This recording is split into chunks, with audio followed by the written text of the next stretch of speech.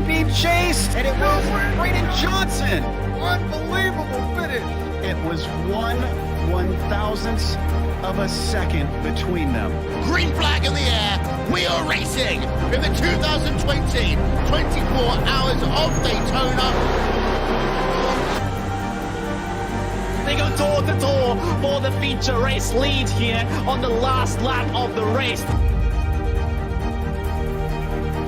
Side by side for the race lead in the final corner at Homestead. Down the back straightaway, 3 wide again for the race lead.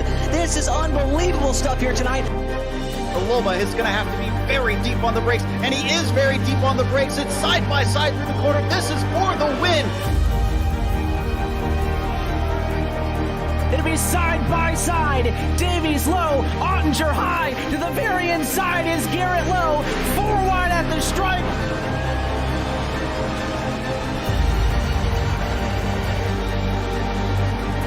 For all he's with here on this outside line, neck and neck. Who's going to back out? Does anyone back out? Verstappen starts to squeeze on the inside, and now he'll try and straight line it. Goes under the apron, drag race to the line. It's so close to call.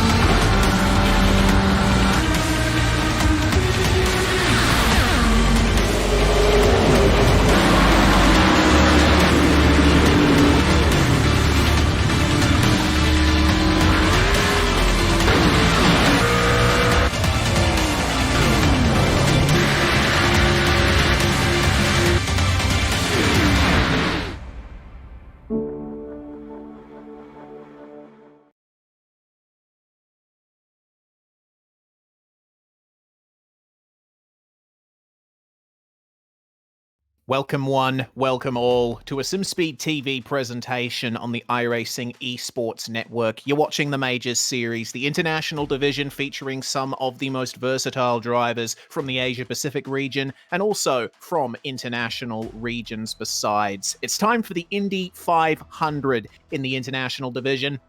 A 200-lap race around Indianapolis Motor Speedway in the Dallara IR18 Indy cars. Certainly going to be a fun night. My name is Reese Gardner. Joining me in the commentary box, Ryan Jones. Ryan, time for the most legendary of races with a nice glass of milk at the end, but a virtual one probably for the winner. Yeah, well, this is one of the crown jewels, maybe the crown jewel of not just the IndyCar calendar, but world motorsport. You've seen drivers from many different disciplines, from NASCAR to Formula One to everything in between, try their hand at this very race, and not all of them come off the other side with a victory. It's extremely hard to win. It may seem simple, but there is a lot of skill, talent, and nuance that goes into getting this done and driving it to victory lane at the Brickyard. Exactly right, and a big thanks to Sarge's Place for your support of this round of the Majors series. First off, I think we should go into the championship standings because after the last couple of rounds of this series, things have started to look a bit interesting at the top. Matt Danson up at the top there for Horizon Racing Team with Thomas O'Leary closing in. It's a very close fight for third between O'Leary and Cameron Dance, the reigning champion. But those standings at the moment with about fair portion of the season left to go. There's still opportunities for the likes of O'Leary and Dance to cover that gap to Danson, but it's going to be difficult. Well, don't forget, Danson missed one of the races in the TCR event at Zandvoort as well, didn't he, Reese? So, He did. despite that, he's got a 70-point margin. I would have expected him to be fast today, but in qualifying, he didn't put down a particularly good lap time. So, we'll see how he goes in the race. Of course, we know the way these races tend to shake out at Indianapolis, the nature of the cars, how high downforce they are, and the massive air they punch in the hole. That slipstream is everything, and it's very hard to break away. So it's perfectly feasible that starting at the back, you could be up to the front in not too much time at all. Yeah, exactly. That's one of the great things about IndyCar racing at Indianapolis, and the Pro Championship standings will certainly be muddled about a bit after this if we end up getting a couple of wrecks along the way, which is entirely possible. These Dallara IR18s, open wheel race cars, they are very, very fragile. Down at the bottom of those, that top 10, you saw the likes of the former Illusion Motorsport team and Stephen Williams for former Illusion Motorsport Juniors, currently leading the Sportsman Championship standings, but it's not a huge gap back to Matt Andrews and Gavin Barber. No, certainly not. And I would even argue that probably the top 10 are still within a shot of challenging for the lead in that Sportsman Championship coming into the season. Of course, still a long way to go. This year, we're only 6 months in and 6 months to go. Probably another 5 rounds to come. I think the back half of the year actually is more packed than the front half, isn't it, Reese? So plenty of race to come for those guys.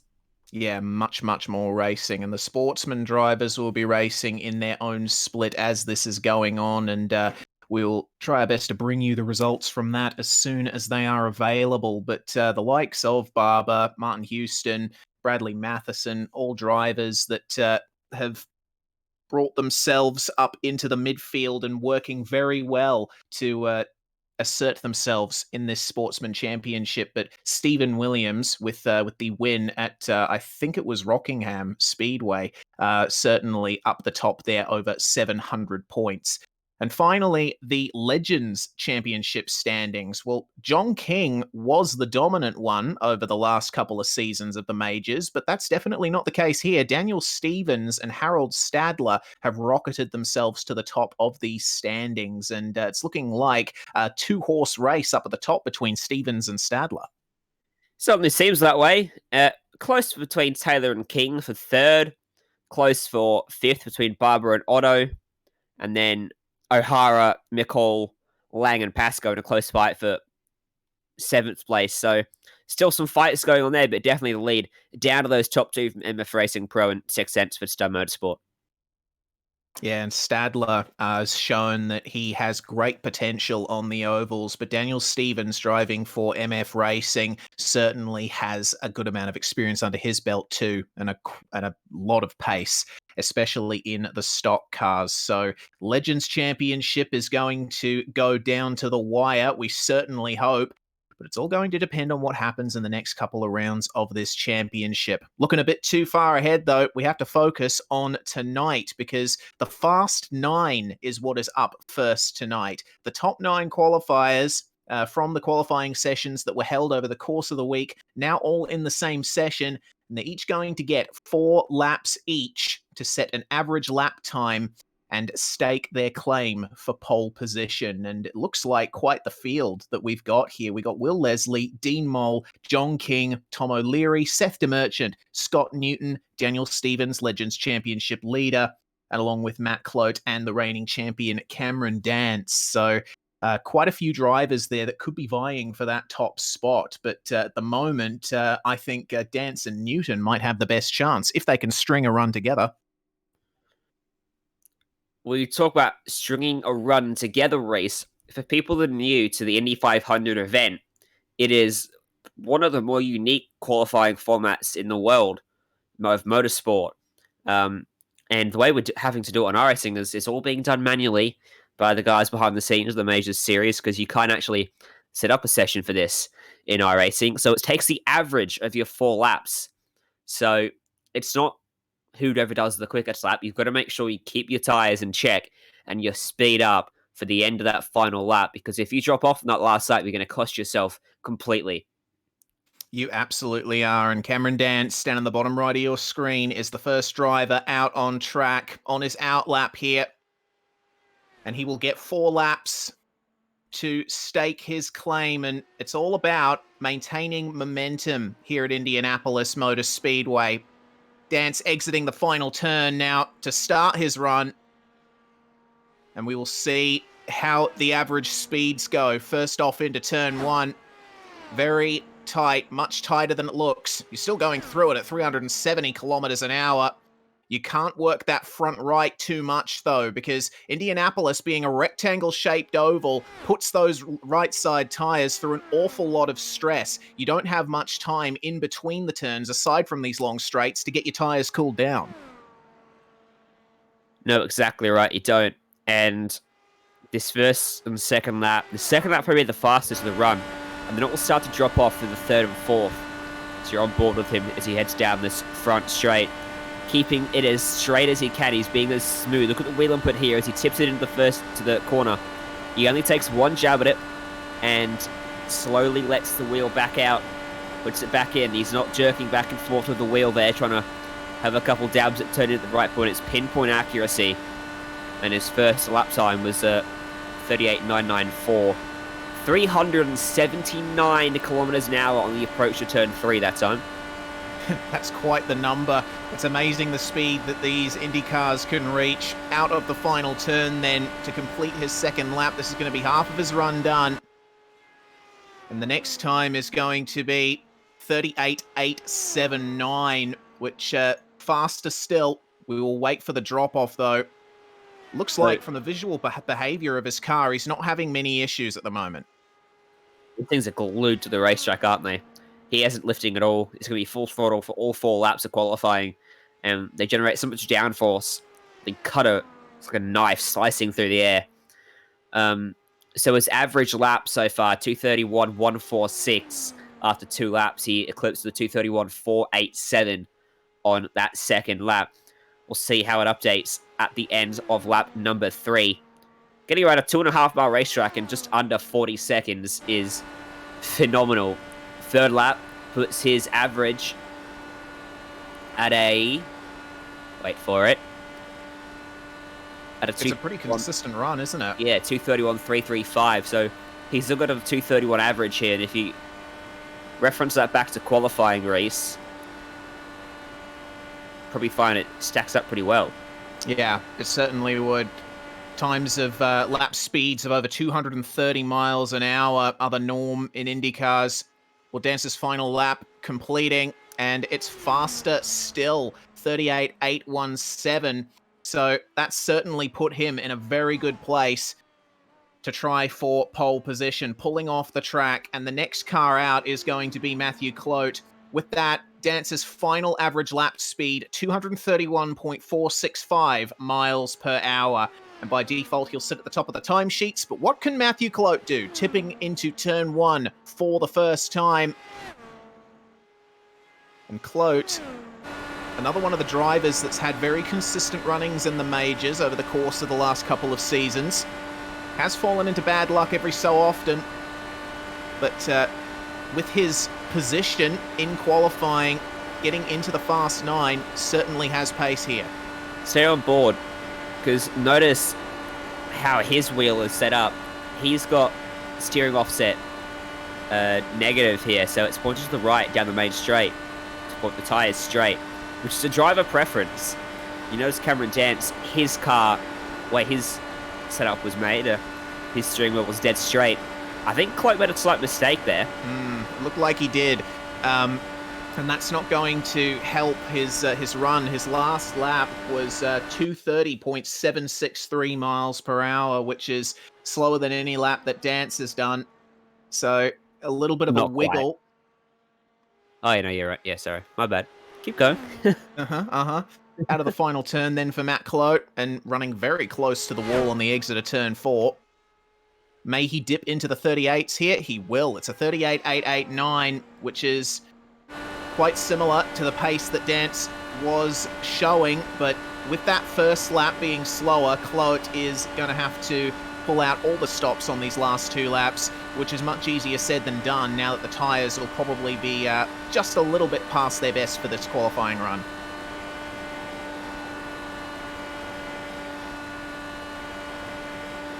Of the sound of these cars at full noise as well, Reese.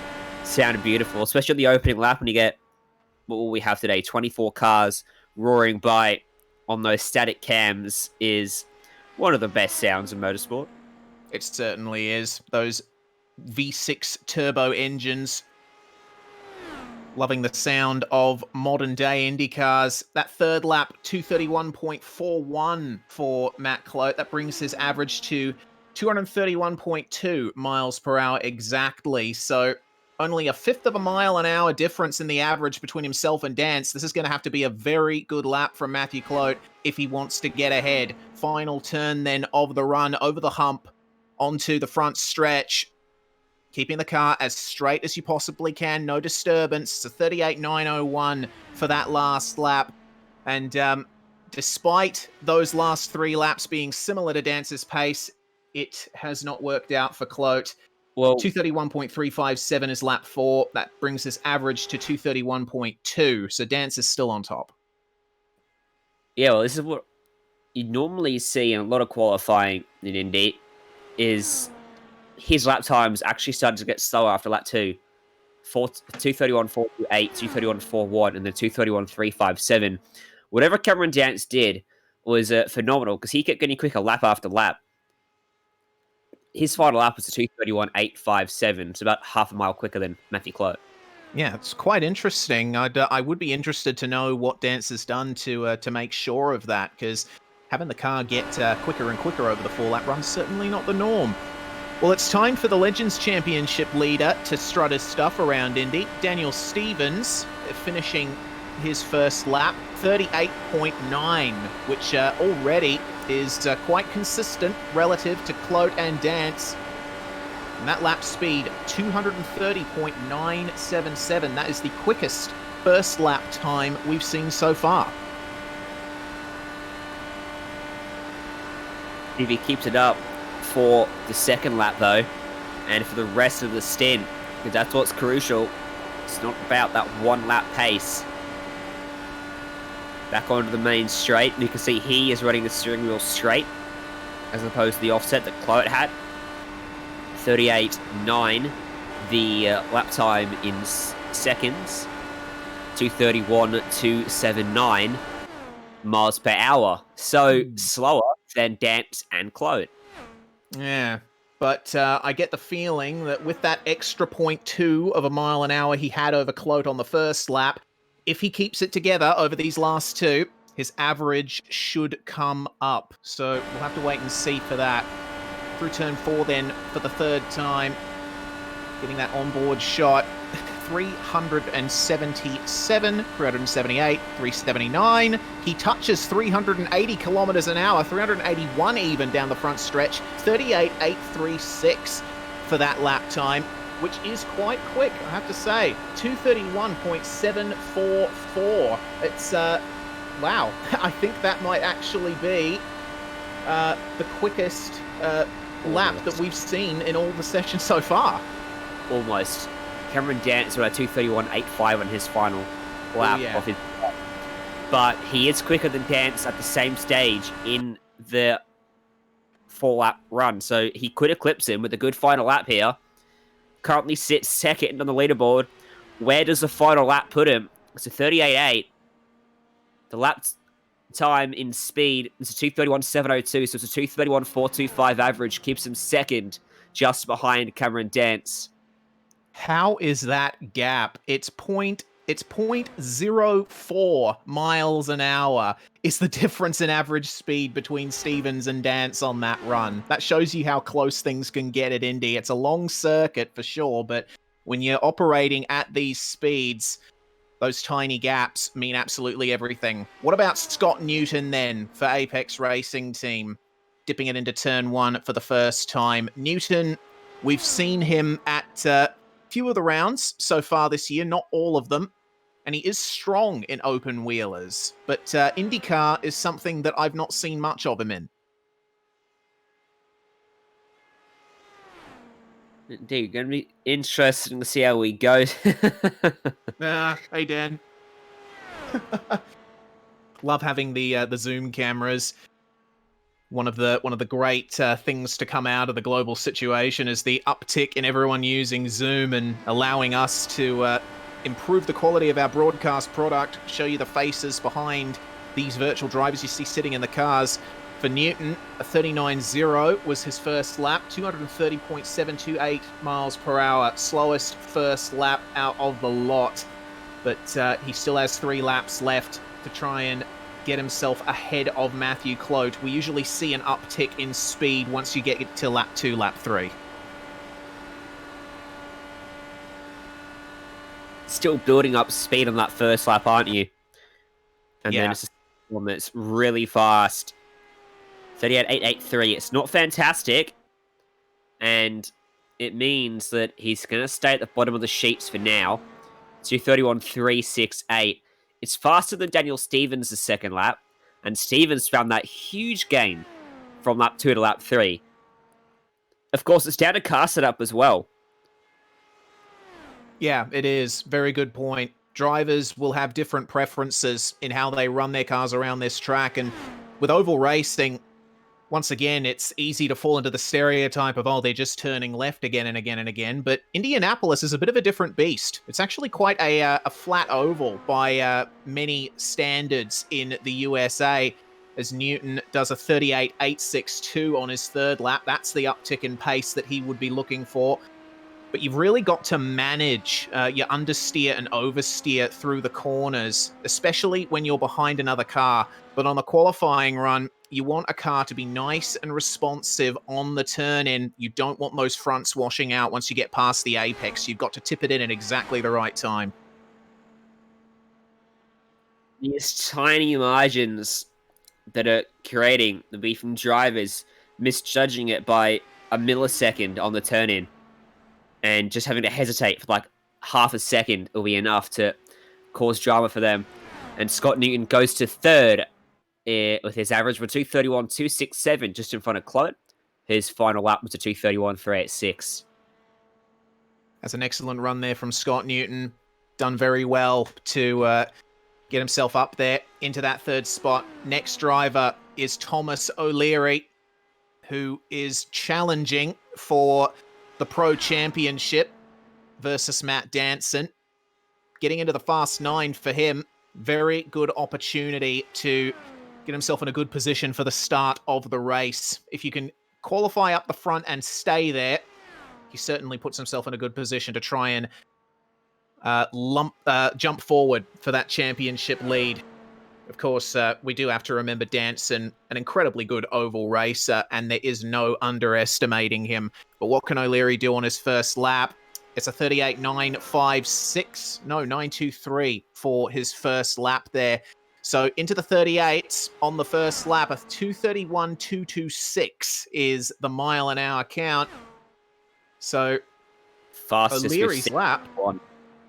yeah, it's really good, eh? Excellent first lap, right out the gate. If he can keep it up, he's on track for a pole run here.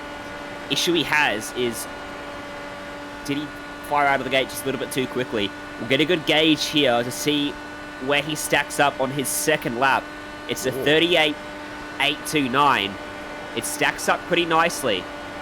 It's the slowest of the laps we've seen on lap 2, but he's got that big margin after the first lap, so his average at the moment still sits him second with 2 laps still to run.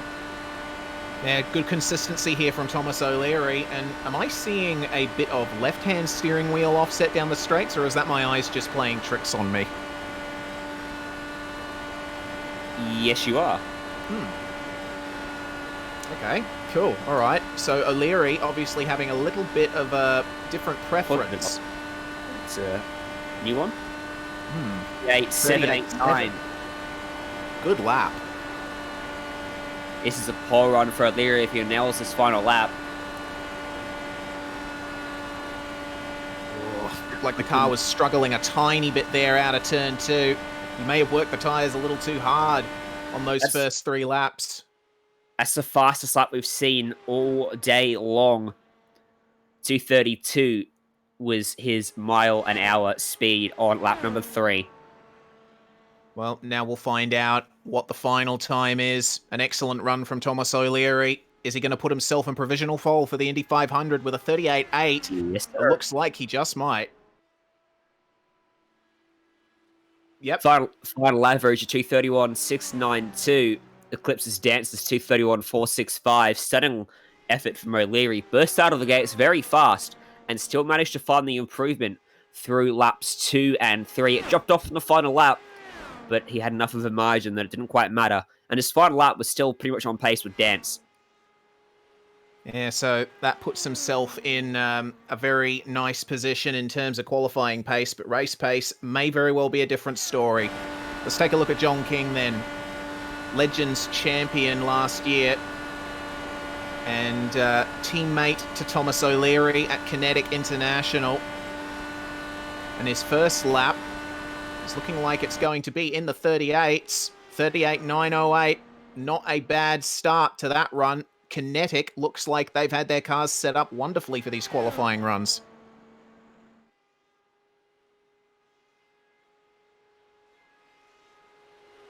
.315 miles an hour is his first lap speed, and it looks like that is the quickest first lap out of anyone so far. The track is, it seems, getting a bit better for those fast times early in the run. Current track temp is at 42 degrees Celsius, which may very well be playing havoc with the tyres. As he comes across the line again at 38.8, John King is looking incredibly fast here. He is. It's the slowest second lap we've seen, actually, so far. Average still puts him second. The good news is, if the track is evolving, it's not a reverse top 10. Well, it is, actually. It's a reverse top 9. So the slowest driver went out first. That was Cameron Dance. Fastest driver goes last. So there won't be any disadvantage to our fastest drivers at the end of qualifying. Will Leslie, Diedemol, Seth the Merchant still yet to run out there on the track. Third lap for John King, 38.806. He's starting to fade in this one. Yeah, starting to fade, but the lap times are still consistent, so he at least has that going for him. And the car is looking stable on corner exit as well. So he's got a comfortable looking car underneath him. And it looks like with that, with the current average, it's actually putting him into provisional pole on the pace he's got so far. So we'll have to wait and see what the time is when he comes across the line. Could we see a 38.7 from John King? No, it's another 38.8, but a very consistent run from John King. We'll wait and see if that brings his average down. No, it doesn't. He puts himself into P1 on the timesheets. All laps within 231 miles an hour. Good job. So Kinetic 1-2. I mentioned car setup being a big factor. Theirs looks to be extremely fast, certainly in qualifying trim. Yeah, trimming out all the downforce from the wings and trying your best to set up the chassis so that it doesn't snap on you in the middle of the corner, because these cars can get on a bit of a knife edge when you're traveling at these speeds, 370 kilometers an hour at the apex. And Dean Mole, the next driver to start for Kinetic, I noticed he ran a little bit wide out of the final turn, so that may hurt his first lap more than he wants. 38.942 for him, slower than John King. He still has a chance to make up that average. It's not the worst first lap we've seen. It's pretty much right in the middle of the times so far for him. For reference, it's 0.3 quicker than Dance on his first attempt, who currently sits third. So he's not in too bad of a spot. Just needs to keep gaining over these next 2 and a bit laps he's got left. What's lap 2 going to put him? 38.819. So another good lap. Very good. 38.8. Second fastest second lap behind John King.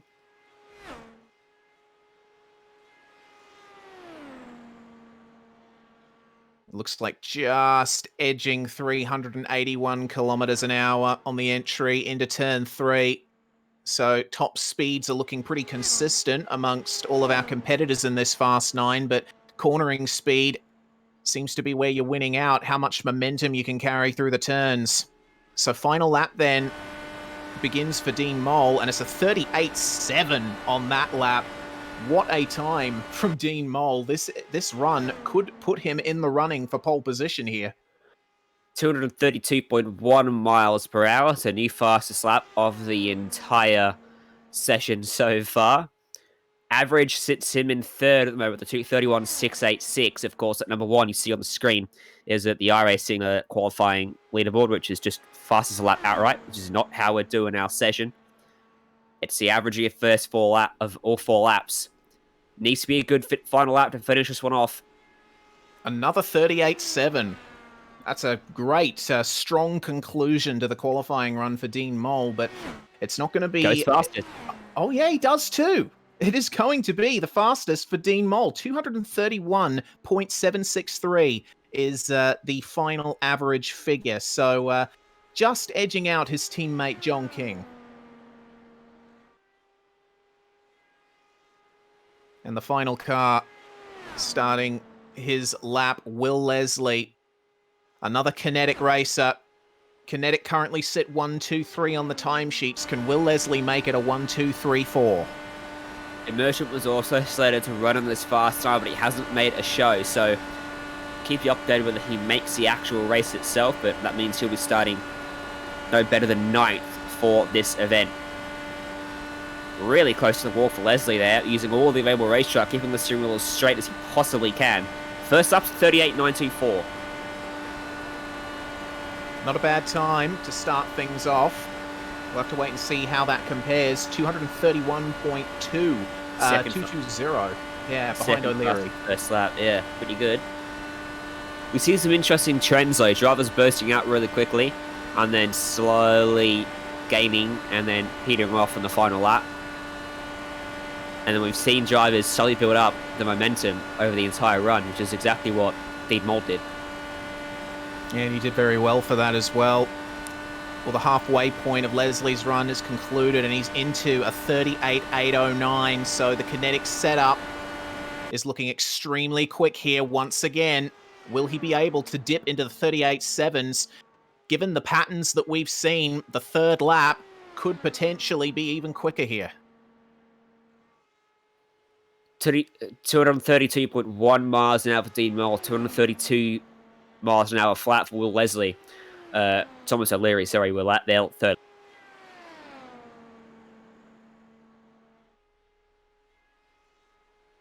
What can Will Leslie do? In terms of seconds, his lap is a 38 7.62. Very fast. And I'll tell you what, the fastest lap, a 232.192 miles per hour, puts him up onto pole position. He just has to hold it together. Just needs to hold it together for one more corner after this one. The very fast, very misleading final turn at Indianapolis. Car looking nice and stable over the bumps. So Will Leslie now comes across the line, and it looks like it's going to be a 38.826 for his final lap, and that should be enough to secure himself pole position for the Indy 500. He gets it. 231.78 miles an hour for Will Leslie. So it looks pretty close there between all the kinetic guys. They sit 1, 2, 3, 4 now, starting on the grid for Indianapolis. Well, I'm looking forward to seeing how this race goes, Ryan, but we'll have to go on a very quick break here, and we will be back to bring you the green flag for the International Division of the Majors, the Indy 500. Will Leslie for Kinetic is starting on pole. We got big-time problems with that motor, buddy. Hey, just between you and me, the idea is to avoid the other cars. Congratulations! You just set the sport back 30 years with that move. That move will put you in the Hall of Shame. You keep doing stuff like that and we're going to lose our sponsor. Looks like that's it for us today. Now I know why you got canned by your old team. It's over. We can't fix that damage.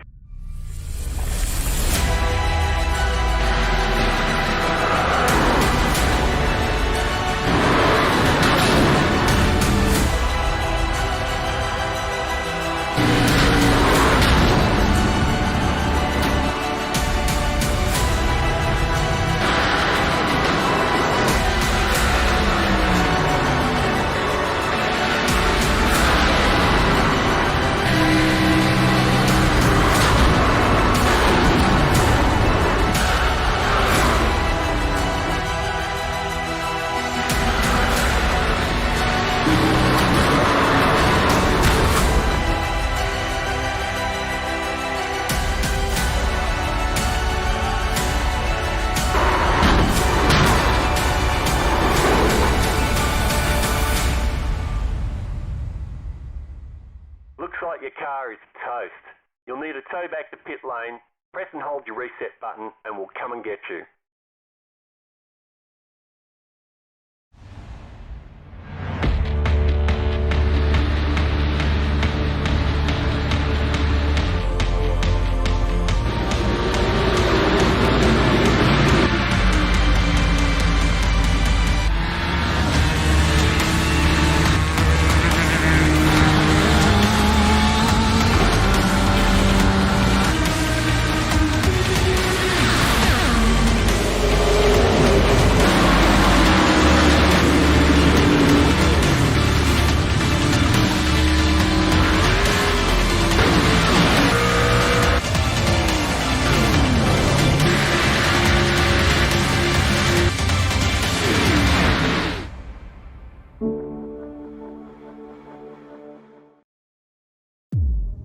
iRacing, you wanted the best, you got them for abreast. Often imitated, never duplicated, the greatest show on dirt, the world of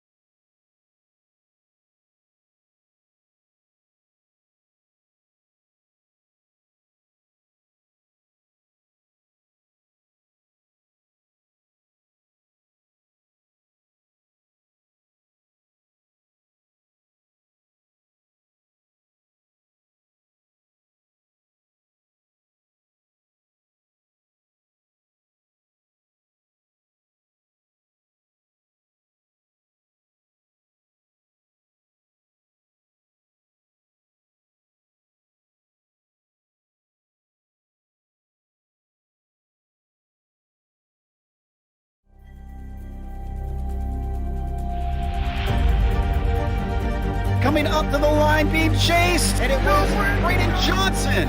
Unbelievable finish. It was 1/1000th of a second between them. Green flag in the air.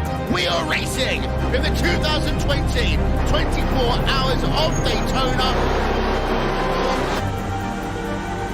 They go door to door for the feature race lead here on the last lap of the race.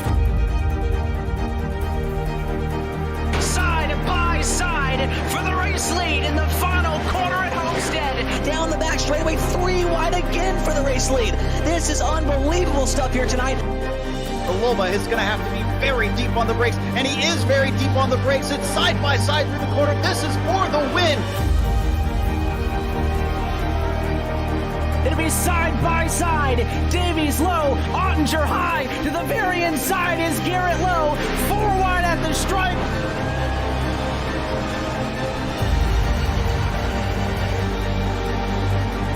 For all his work here on this outside line, neck and neck. Who's going to back out? Does anyone back out?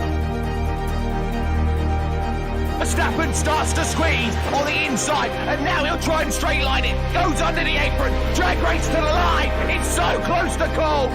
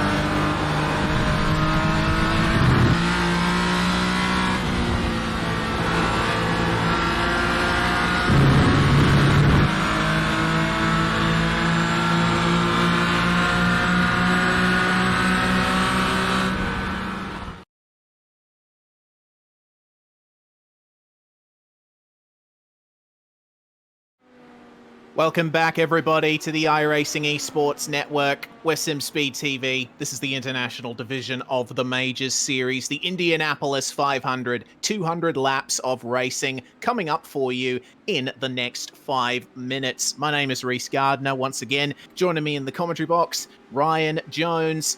Ryan, we saw the Fast 9. We saw how well Will Leslie was able to get himself up there into that pole position. Kinetic is looking very fast. They start in the top 4 positions for the Indy 500. Good place to start in.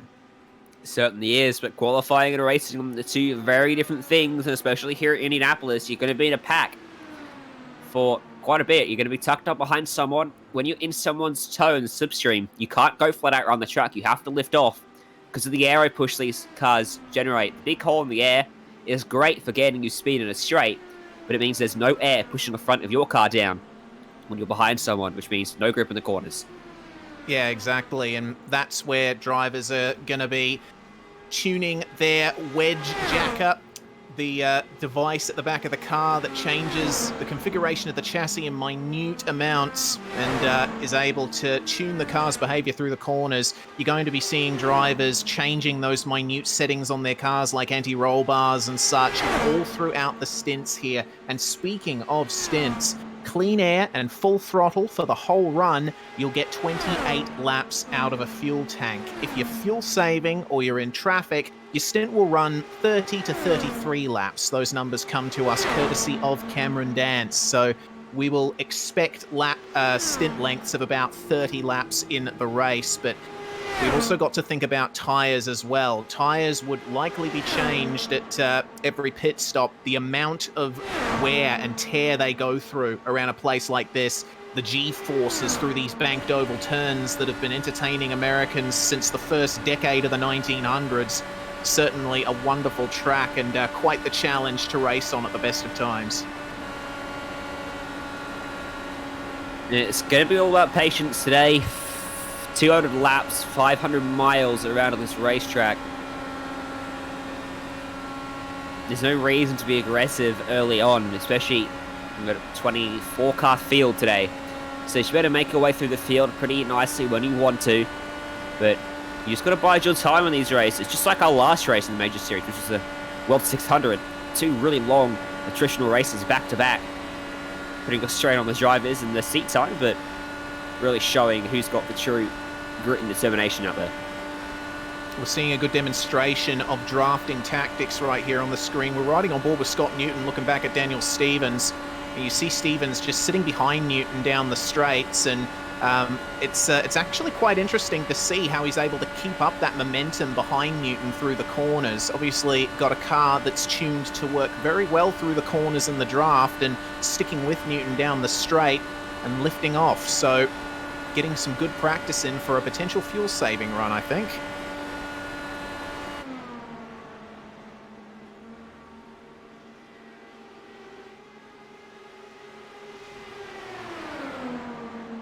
And have a look at the side-by-side running as well. You're going to be seeing quite a bit of that. These drivers, Matt Danson, in the midst of all of this. And Dean Mole qualifying in second place. Going to be starting on the front row for this one, but he will be on the outside and doing a bit of drafting practice as well with his Kinetic teammates. And this is the kind of practice that the team needs. The last thing they want to do when they start the first lap of this race is to run into each other. So get this practice drafting with your teammates in the warm-up while you can. That's the job, isn't it? That's the danger is qualifying very well as a team is you're running at 370 kilometers an hour, inches apart. It's so easy for it to go wrong. The whole team is suddenly have no chance of winning this race. Luckily, they do have a faster pair up their sleeve in the Major Series, so if they do run into trouble, they can use it at some point during the event, but you don't want to use it up too early. Yeah, that is the great challenge. You use it up too early and you get some damage later on, then essentially means you're going to be sitting in the pits for 5 minutes and you're effectively out of the running. And Matt Danson has had a bit of a dramatic start to this session because his teammate Seth DeMerchant was supposed to take part in the Fast 9, but has not turned up. So Danson is going to be racing pretty much alone here. Not only that, but apparently there was a technical issue and he is having to run the qualifying setup. So that car's going to get pretty bad towards the end of a stint. Should be fast though, right? Yeah, for about 4 laps. Or 1 lap even, because qualifying to make the Fast 9 was 1 lap speed, wasn't it? Yeah, true. No, I actually no. It was also 4 laps to determine the qualifying grid. But Matt Danson putting himself up there into 19th position, not where he's used to being. But remember, in the race at Daytona, the Daytona 500, he started back in the field and was able to clamber his way back up to the end to take the win. Very dominant oval racer in the stock cars. Wait and see how he goes in the open wheelers. Well, the warm-up session is over, and it's time to go through the grid. The Fast 9 first up. Will Leslie is going to start on pole for this one. Dean Mole sharing the front row with him. John King and Thomas O'Leary line up on row 2. That is a kinetic 1, 2, 3, 4. Looks very nice on the timesheets. Cam Dance, the reigning champion, starting in the top 5. Daniel Stevens alongside him for Middle Finger Racing. Scott Newton and Matt Clote on row 4. And rounding out the top 10, we have got Christopher Norton and Chris Owen, both gaining an extra position due to Seth DeMerchant's absence. We'll have Dwayne Burns and Wayne Taylor off row number 6. Shane Bold and Harold Stadler starting from 13th and 14th. Johnny Bell and Philip Morton 15th and 16th. Row 9 occupied by Vernon Wiley and Jonathan Ben, Shannon Hind and Matt Danson. Off row 10, final 2 cars, Mirko Dortnack and Michael Scola. So both of those guys starting all the way at the back. They're going to have a very interesting view of the start when it comes around. The cars are now moving away behind the iRacing pace car. And this pace lap at Indy is a good opportunity to get everything warmed up. Make sure that your engine is in a nice heated state for the start of this one, because racing at Indianapolis, by and large, about straight line speed. If you can't get your engine up to a good operating temperature quick enough, you're going to be at a disadvantage in the opening laps.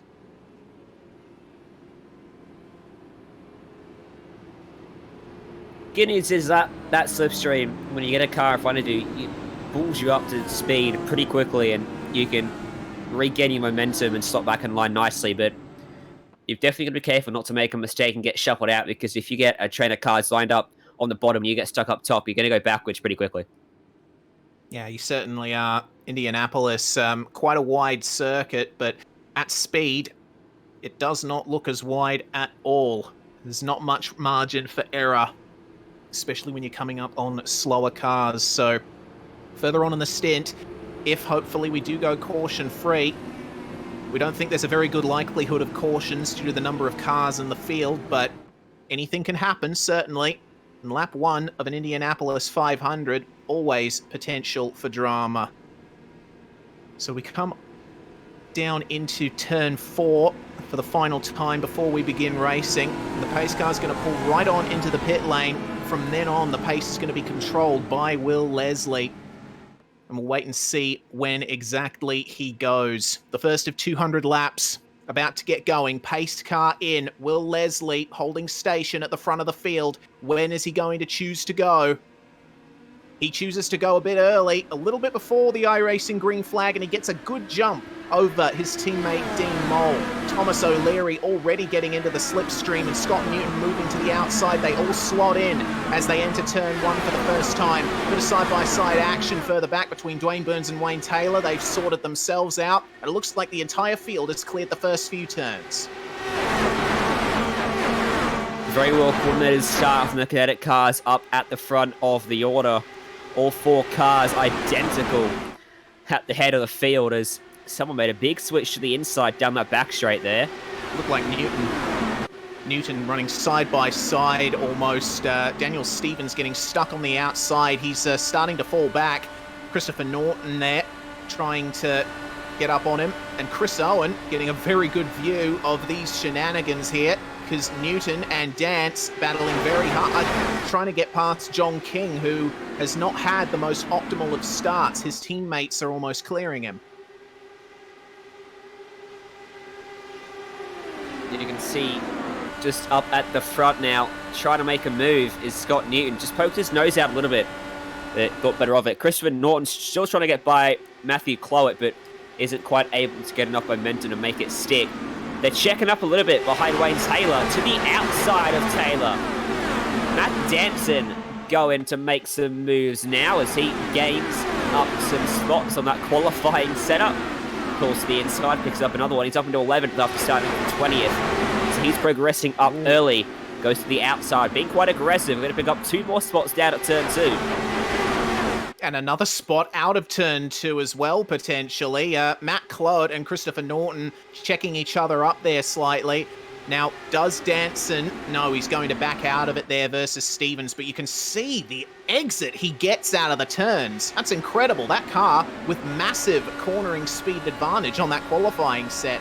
I tell you what, he would be running a bit more downforce maybe than otherwise you would. Have a look at the draft behind Chris Owen. Lunges past him to try and get into turn 1, but Owen holding on to that momentum on the outside. Newton has absolutely nowhere to go here. Yeah, Danson got caught up behind Newton, almost got into the back of him. Matter of fact, he might have just touched the wheel of Newton. Luckily, no drastic effect out of that. Newton will drop back, Danson will go by him, and he'll try to follow Chris Owen through as they go by Cameron Dance, and now Danson finds his way to the inside of Owen. He is flying at the moment for Horizon Racing Team. Hasn't got a toe down this main straight. Owen does, so he will clear him, and Danson will have to slot in line in 6th place. Yeah, but you can see that cornering speed advantage that Danson has creeping up onto the back of Owen. And have a look at the exit here of the turn. Owen, a little bit more of a higher exit, and Danson with nowhere to go again, stuck out in no draft. Meanwhile, behind them, it looks like a position change between Dance and Newton. Newton has the run, and he gets by into turn 3. Looks like John King's just holding these guys up a little bit, actually. Because Newton's all over the back of him, while Danson even further so on Newton. For the lead of the race, though. Oh, I think we just had a crash. Philip Morton has found the wall. He's able to get going again, though, and he's on pit entry, so he's just going to come straight into the pits as Philip Morton. That was quite the smash that he had, and it looks like he did it all on his own. Just a bit of oversteer in the final turn. But now, have a look here at Dean Mole trying for the lead versus Will Leslie. It is a switch between the 2 Kinetic drivers, and Dean Mole assumes the lead of the race. Meanwhile, Danson is continuing his charge right on the back of O'Leary now, having just gotten alongside Chris Owen. But you can see the difference in straight line speed. Danson has to slot back in behind, and meanwhile, almost another switch there between the 2 Kinetic drivers. Will Leslie retaking the lead of the race. So it's interesting to see what's going on here as the drivers start to get into a rhythm. Danson with another great exit, but he just can't take advantage of it. There's no draft once again. Well, the fastest way for the Kinetic cars to get around the racetrack is to do exactly what they're doing now. Car behind gets the toe, gets the slingshot, pulls out and goes by. And then vice versa. If they run side by side through a quarter, they'll sew each other up, but they're also losing time by just holding station, because losing out on the potential extra pace. As here comes Danson again, giving a bit of help to Owen, not pushing him, but it's taking some of the air off the back of the car, and that pushes Owen up into 3rd ahead of O'Leary. Danson will try to follow him through on the inside of turn 2, which he will do. So O'Leary back to P5, Danson and Owen up to 4th and 3rd. Good run from those guys so far. And it looks like all 3 Kinetic drivers together now, with Danson continuing to advance on them. He could challenge for the race lead within a couple of laps here. Dean Mole's still leading, but these 2 guys running side by side. Will Leslie, trying his best there. Oh, a bit of a block by Chris Owen.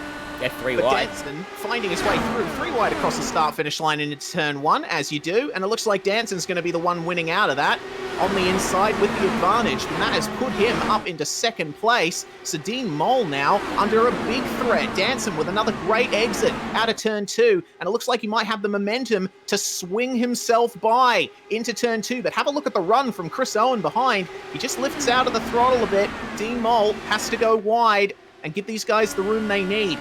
But Matt Danson moves forward into the lead of the Indianapolis 500, and Dean Mole, it looks like, is going to fall back to 3rd if he can't catch a draft from Danson, which he does, and it looks like Owen is just going to slot back into 3rd.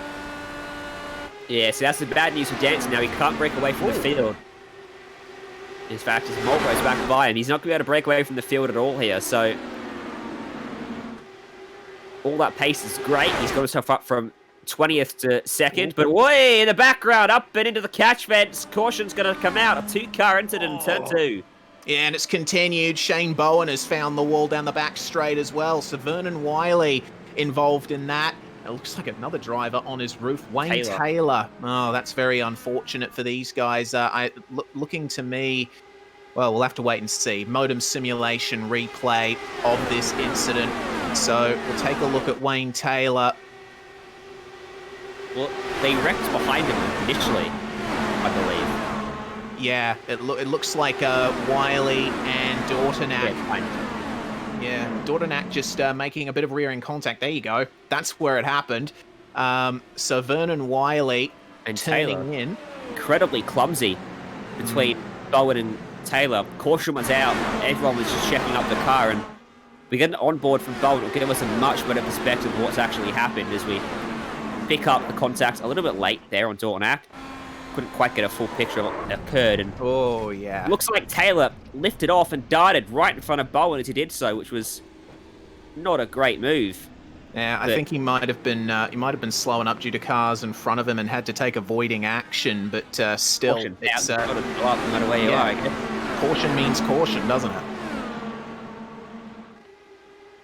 This was Morton's incident earlier on. Just lost the rear through 4, climbed to the inside fence.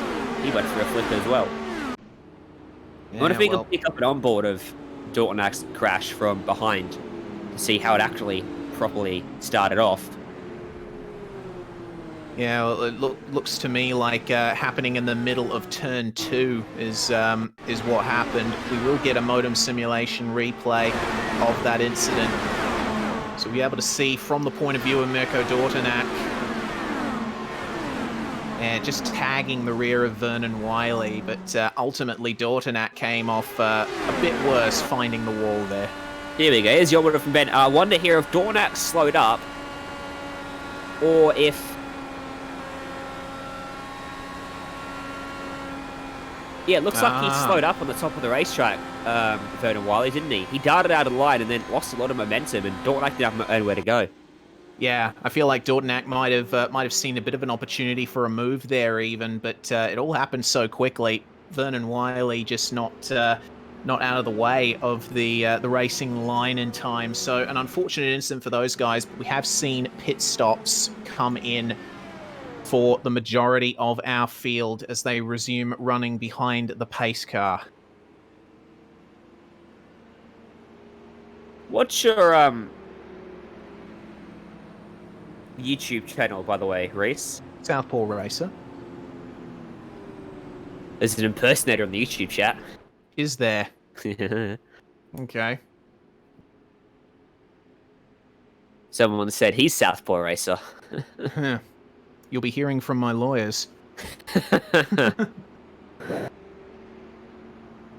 So in terms of pit stop times, quickest out of everyone so far, Christopher Norton, only 7.9 seconds. And these are just fuel stops for now, topping up the fuel tanks. No point taking tyres this early in the stint. We've also got to think about the way the pit stops work at Indianapolis as well, because the tyre changes, in the pit lane, the tyre changes are quite slow. You'd end up possibly losing even more time if you elect to take tyres at the wrong time. And it looks like we got another person coming into the pits there, Philip Morton, to top up his fuel tank. He's already taken his spare car, so he's got 189 laps to tiptoe like he's on eggshells. And the pit lane's about a mile long, and I don't think that's an exaggeration either. No, don't think so. Because you enter on the exit of turn 4, and then you can come up to speed before you reach turn 1, but you're still in the lane until you come out of turn number 2. And it's very tight, very easy to clip the grass as well, so you've got to be very cautious bringing it up to speed out there. Yeah, you certainly do. The access road coming out of pit lane is mandatory to use for all drivers. And if you're coming out of the pits at racing speed, it's very difficult to line it up. You do have grass lining between the pit lane exit and the track itself, so drivers are going to have to be incredibly careful. But up the front, Dean Mole, with the pace car lights out, they are going to be going green this time by. And Mole, it seems, has had a very good run out of this. Fighting in those top 2 positions. Danson was threatening them briefly, but falling back to 4th place after that first round of pit stops. It looks like John King has had some technical issues. He did drop, but he is now back in the server. Will have lost a couple of laps worth of pace, though, so after qualifying as highly as he did, certainly not the way John King would want his night to begin. But we gear up for the restart to begin lap 14 of the Indianapolis 500. In goes the pace car. Now, when is Dean Mole going to choose to start? It's single file for these guys. He waits a bit, but he goes. And it's an alright jump. Thomas O'Leary actually getting a slightly better jump than Will Leslie for 2nd and 3rd, and Danson a very long way back. So, off on the back foot to start things off. It looks like a clean restart from everyone else in the field. Of course, they're running the new advanced protection system, I believe it's called, on the front of these cars, or the aero screen, if you rather. iRacing introduced a couple weeks or about a month or so ago for the iRacing Invitational broadcasts to bring them up to date with the 2020 spec cars. Look at Danson come by again. Me. Yeah, that's an excellent run there, and he didn't even have a draft on the inside. Oh, that gap almost shot in his face. Yeah. Well, he's managed to put himself up into 2nd now, and he's challenging Will Leslie for this lead. He goes through to the inside, onto the back stretch. Leslie weaving a little bit there, just to let Danson know, we're not going to make this easy for you. But both kinetic cars up the front have to run slightly wide, and this is going to give an advantage here to Chris Owen. Got an excellent exit, and Dean Mole, with the mother of all drafts, have a look at Thomas O'Leary and Scott Newton coming on the charge now. Right behind them, Cameron Dance slotting himself now up into position 7, fighting very hard, and Michael Skurlock has made his way into the top 10 after starting at the rear of the grid. There goes a move for the lead. Matt Danson, can he hold on into the turns versus Chris Owen? He does have the cornering speed, but seems like once he gets on the straights, all of that pace just disappears, but he has taken the lead. Owen may very well get it straight back from him into turn 1. Or even long before that, as you do. So Owen comes back, and Leslie will follow, so Danson will lose 2 spots here, and Dance and Skurlock getting some big speed back there as well in behind Dean Mole. Danson fought well on the outside of turn 1 there. You see behind that red car of Skurlock picks up Dance. And now he will pick up another spot in the way of Dean Mole. Michael Skurlock's having an excellent run at the moment. Slots himself in there. But he's coming up on the back of this leading trio. Could challenge for the lead here, could Skurlock. There goes Danson with, once again, what looks like a very compliant front end, but Skurlock lunging for it. Huge amount of overspeed for Michael Skurlock, and he's got the inside into turn 1. He is going to take the lead of the race across the line, but is he going to be able to hold on to it here? Because Owen's car looks very strong there up on the middle of the track. And Danson, with the draft once again, he's going to choose to sit behind this time. Possibly save a tiny bit of fuel, but Owen not clear of Skurlock. This lead battle is going to continue for a bit. The field's a lot more compressed than it was last stint as well. Which is why we're seeing this. As they go 3 wide again, Owen up against the fence, almost being squeezed into it by Skurlock and Danson. Who will be the one to blink? Down in the turn one, it'll be Owen. He tucks in, goes to the bottom of the track, and that leaves Skurlock high and dry and losing out. Looks like the high line's slowly starting to work more and more as well for those guys. They're starting to hold their own up in turn 1. Turns 2 still not quite working out for them though. Up top. Yeah, not quite. There goes Owen once again into second, and Danson holding on to the lead. He'll be very happy with that, and he'll be hoping that Owen and Skurlock battle a bit here. Skurlock running a bit wide in the last turn, but going to pick up the momentum in the draft, and there he goes once again, does Owen.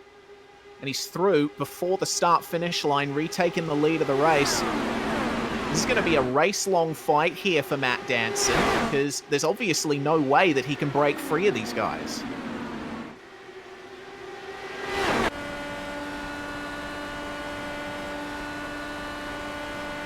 Also fighting a car that can break free from him.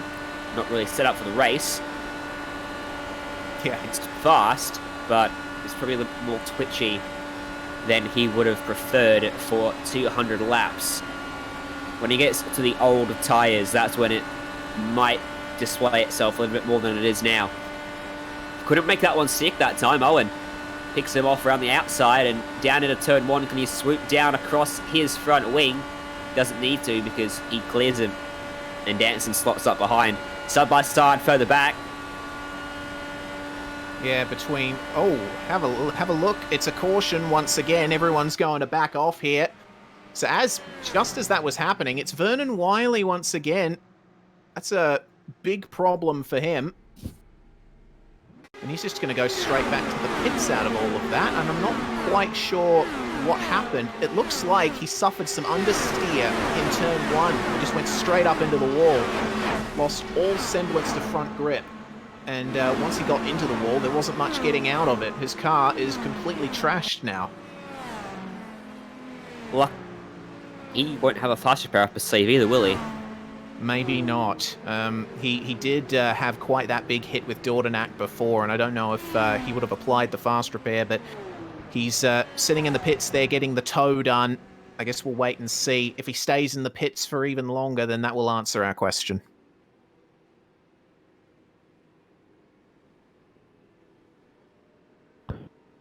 So pace car comes out once again. Ahead of Chris Owen, Danson, Skurlock, Leslie, and Dance, your top 5 drivers after just over 10% of your race distance here in the Indy 500. Yes, indeed. And already on our second caution of the day, Daniel Stevens, who we take a look at in the bottom right, he's not had the most optimal start to this one, starting in the top 6, but now down into 11th place. Meanwhile, our top 3, Chris Owen started in 10th, Matt Danson started in 20th, Michael Skurlock started all the way back in 22nd, right at the rear of the field. So you can definitely see who is the strongest at the start in the draft, but once we get into a rhythm, we may be able to see who has the consistency down. And it looks like just about everyone is going to go into the pits this time round. Owen, Danson, Skurlock, everyone's in, except for Mirko Dortonak, except for Wayne Taylor, and except for John King. And they're all lap-down cars as well, so they have no obligation to pit on that time around.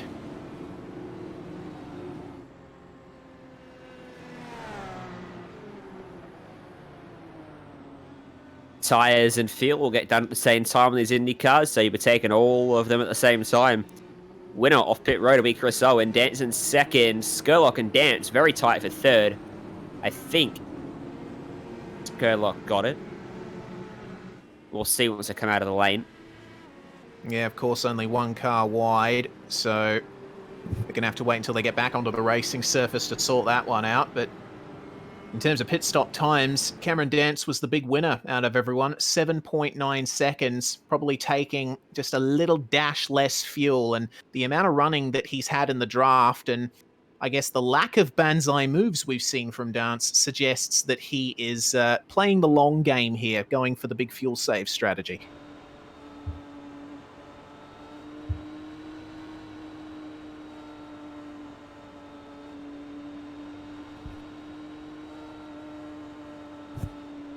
Of course, if Dortnack stays out here, Reese, he'll get his lap back. He'll cycle to the rear of the field, but he'll be hedging on a caution coming out before the end of the pit cycle. Before the end of the next fuel window. Yeah, exactly right. It's okay. We get the gist, Ryan. We get the gist. Yeah, Mirko Dortnack hoping for something like that. But Cameron Dance now, he will resume running in that fourth spot. Looks like... Cameron, get off your phone. Oh, yeah. Oh, he is too. Okay. Well, I mean, he's got a bit of time. There's going to be at least one more lap now before we go back to green flag running. He's just got to make sure to look up every so often, keep his eyes on the road. I guess that's why he's running all the way down to the inside. So with that shirt, I guess you'd call him Kyle for the rest of the broadcast, right? Yeah, sure. I'm down. All right. Of course, anyone who, any of our dear viewers who come in to have a watch after we've decided that are going to be very confused. Well, that's what you get for not tuning in at the start of the broadcast. That's it. John King at the back of the field there. He has taken his stop, and now the lights are out on the pace car. We get to do it all over again. So Chris Owen versus Matt Danson. We see that Owen is perfectly fine with running that outside line. He keeps the wheels straight. He has a nice, stable car. He gets good exits. Matt Danson, on the other hand, much more compliant front end. You can tell that he's got some extra downforce on the front of that car with the aggressive moves that he's making. So, up the front, though, it's going to be difficult. Danson would be much better off in a racing situation being able to pass people throughout the field, but once you get up the front, you've got the entire weight of the field behind you, which I certainly don't envy him for.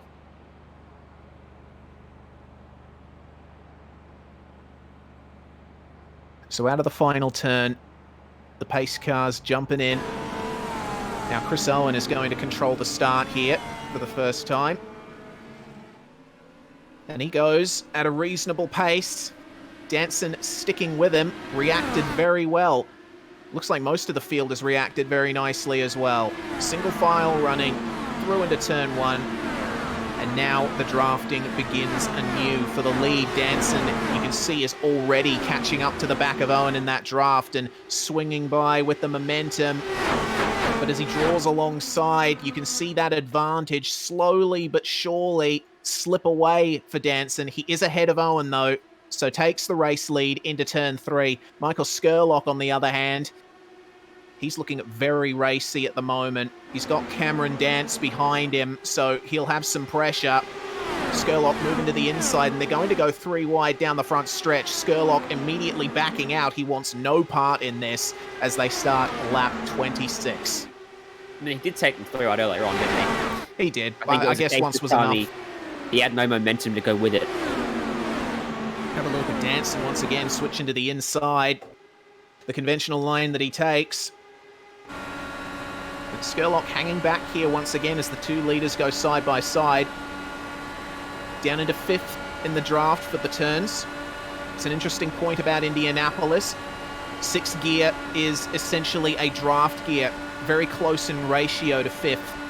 So you only really use it when you're in the draft. Getting down into fifth in the turns helps the car to turn a little bit better. Oh, and taking the lead back from Danson once again as I'm seeing a little bit of side-by-side in the background. Dean Moll, Scott Newton, Thomas O'Leary, Harold Stadler, all in a battle pack of their own here. But I guess you could say pretty much the whole field is a battle pack at the moment. They have not left each other alone.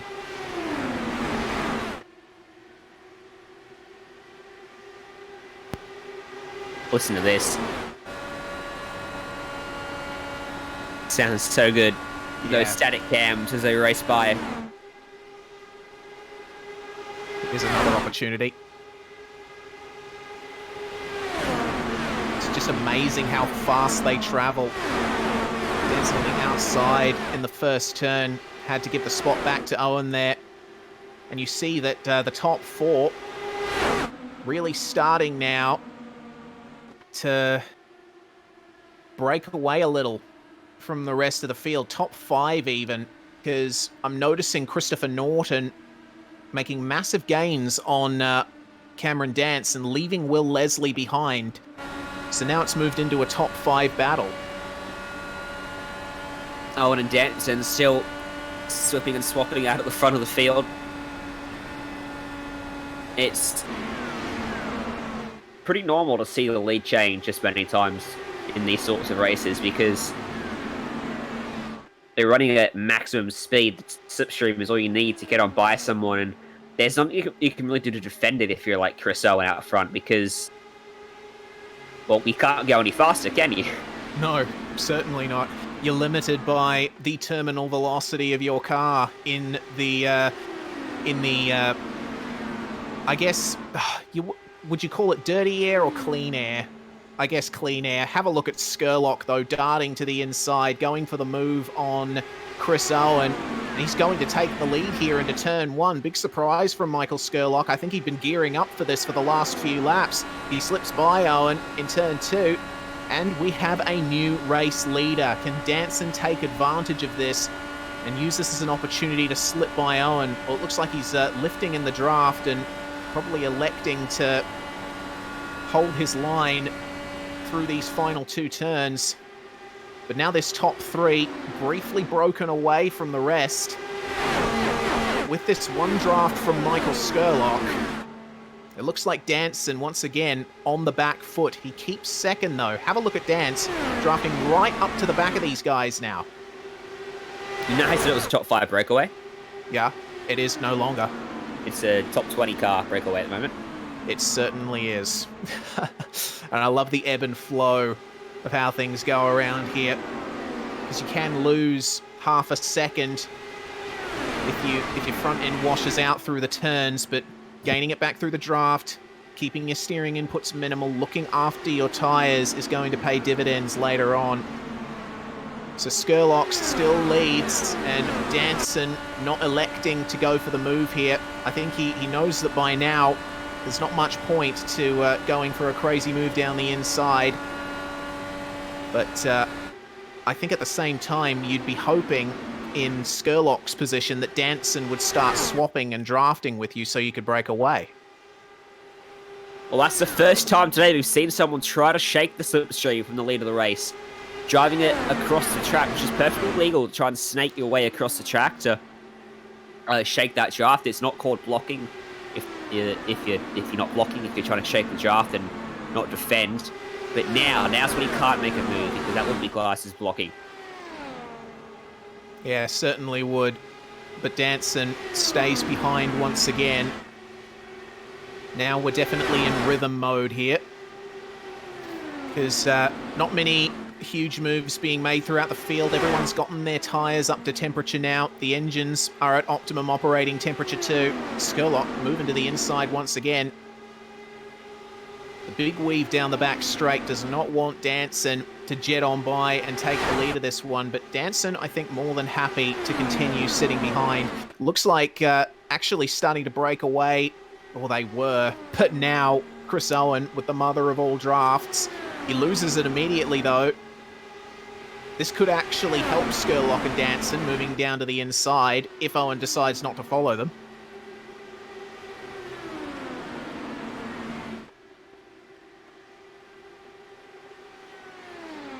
Won't take much for Skurlock to lose this lead though.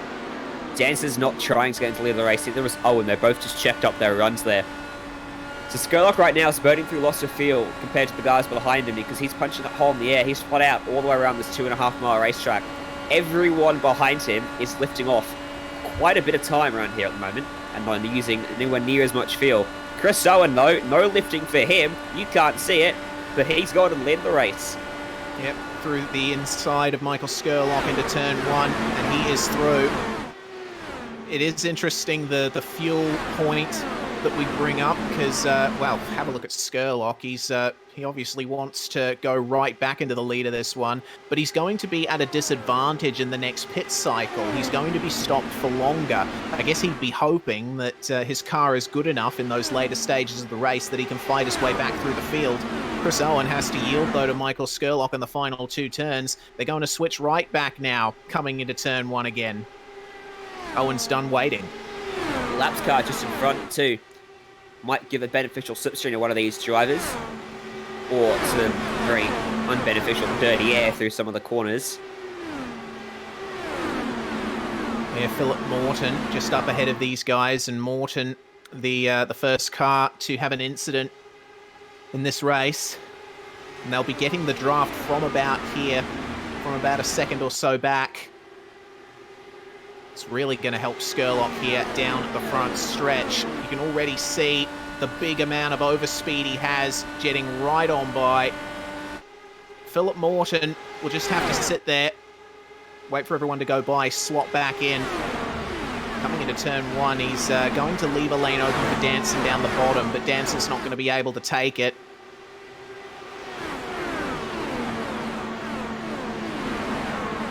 That helps Skurlock pull about quarter of a second back to Owen, and he's trying his best to shake the draft before Owen claws his way back up there, but unfortunately, just not enough. All you have to do is just break that draft, and then once you do, you can be pretty comfortable for the rest of the stint.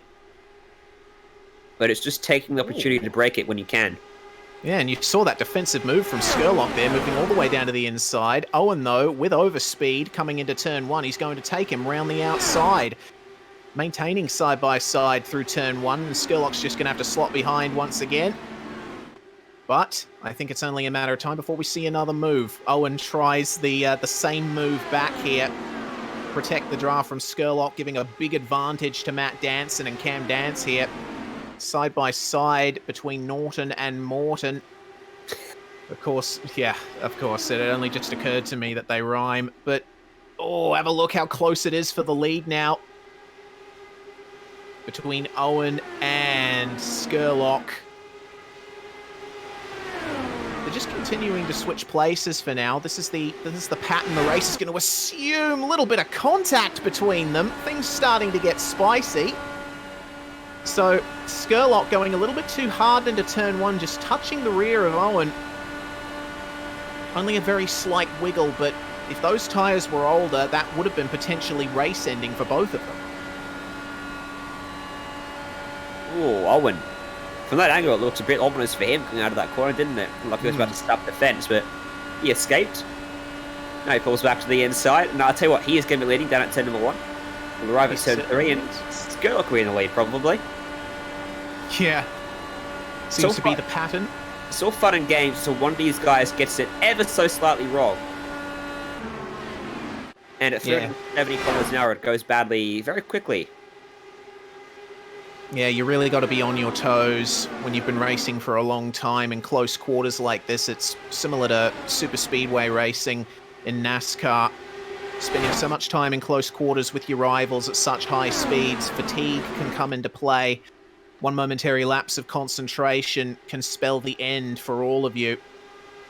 Well, Matt Danson in the draft now of Owen, with Danson, Norton holding station behind, side by side for the lead. This is going to be really helping the guys behind, and Skurlock, I think, just biding his time at the moment. Danson breaking away, though. Ever so briefly, but then Dance catches the draft, and we're right back to square one. So they're both flat out now, being side by side, but they are still being held up because they're not Skurlock isn't using all of the racetracks. He's taking the sharper line around the racetrack, which is hurting him by the slightest of margins, but it's enough that it's allowing everyone else to catch up. Similarly, Owen's up top, running a very long way around the racetrack compared to the short line, so side by side, even when it's flat out, still slows you up like it would do on a road course. Danson will be loving this as he closes up the back. Yeah, for sure. And we got to think about the tyre issue as well, because Owen, with those easier lines, a bit less steering input, not as sharp as Skurlock, his tyres are going to be in better shape. And oh goodness me, what happened to Danson there? He just fell right back. Okay, interesting. It looks like down the back stretch the lap before, he just slowed up. There might be a slight issue with the heating of his engine, perhaps. He did set up to be one of the ramifications of the qualifying set. Well, either way, the top two have broken away from the rest of the field now. It's the first time we've seen a proper gap. Matt Danson now at a straight line disadvantage, but continues to hold it flat through the turns. Dance tries one on him, but cannot get it done. Question is now for these guys, how far back do they need to be before they lose the draft? They can't afford to slow themselves up too much now as Owen and Skurlock continue jetting along ahead.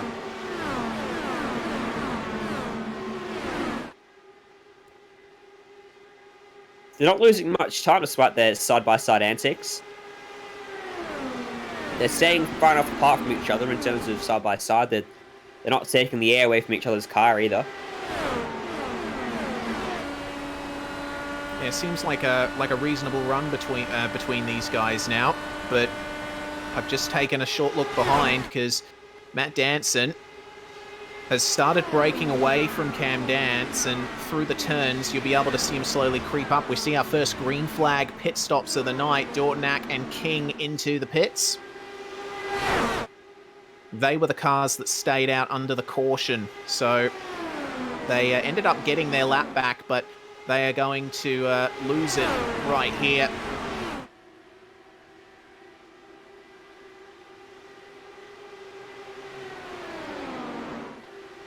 Depending on if they can get themselves out of the pits in time. Dortnack is away as our leaders come onto the front stretch, but looks to me like he won't be able to get up to speed in time.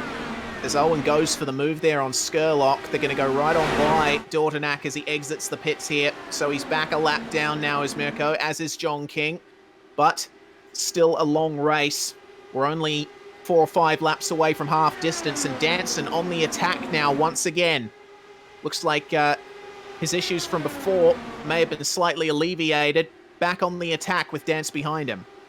4 or 5 laps away from quarter distance, not half distance. Yes, and my apologies. That means we'll probably expect about 3 more stops in this one as Danson now making a move for the lead of the race, recovering from whatever issue he had. Goes back to first. And Cameron Dance closed up along with the rest of the field, and saying that too, after that gap had formed from the leaders to the rest of the pack. So once again, it's about the top 7 or so cars in a big train as Skurlock makes the move back to the front, riding on board virtually with Kyle Dance. Yes, we can't forget that, can we? He's got a very nice view of proceedings here. Danson with the huge draft once again. No more flashy headset either. Yeah, I think running flat out as you are right at the top of the rev range, no opportunity for the lights on the headset to change. If we have our camera on him when he comes into the pits, we might see the flashy boy return. Michael Skurlock going for it on Matt Danson for the lead. Seems to be a bit of a pattern forming. The top 2 break away, trade places for a bit, and then the rest of the field just eases up to the back of them. Owen briefly looked like he was going to fall under a large attack from Cam Dance, but our reigning champion has backed out of it. Side by side into turn 1. The cars look like they're effectively sitting at a standstill relative to each other, but passing through that beautiful heat haze. Matt Danson retaking the lead of this motor race.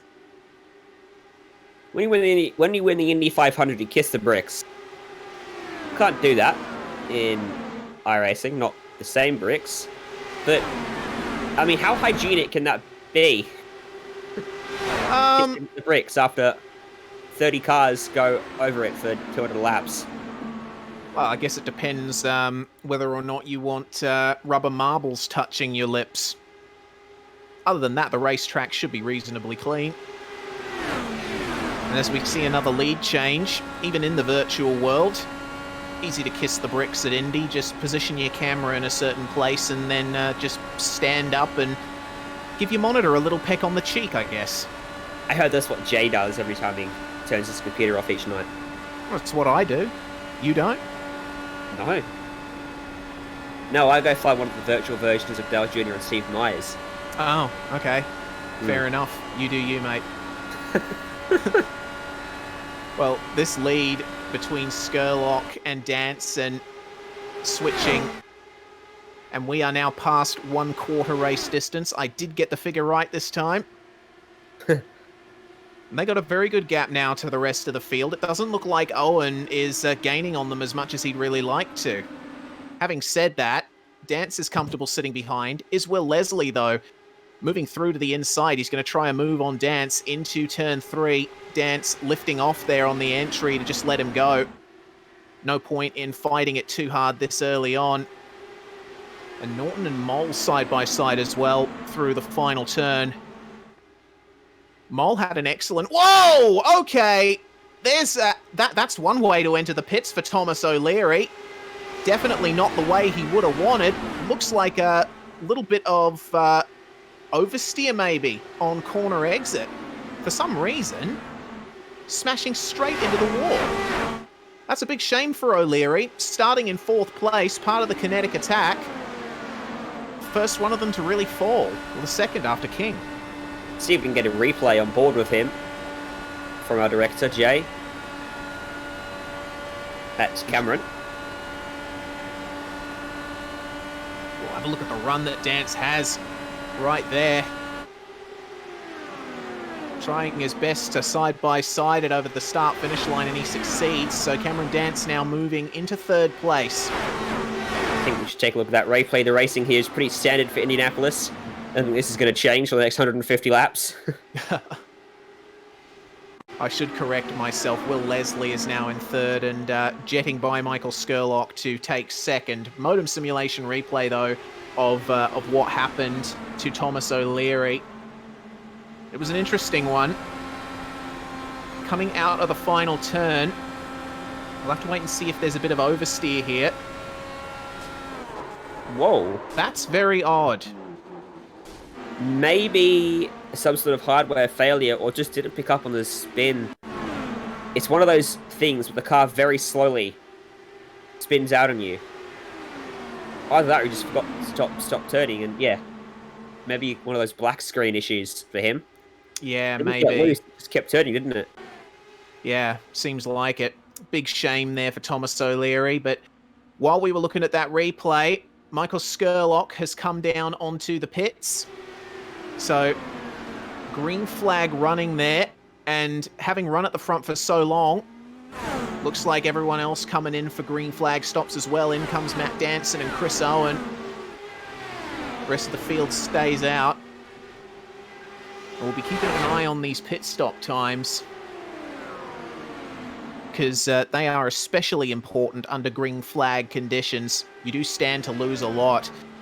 And with the field getting mixed up the way it is, I think everyone's going to be encountering traffic of some kind.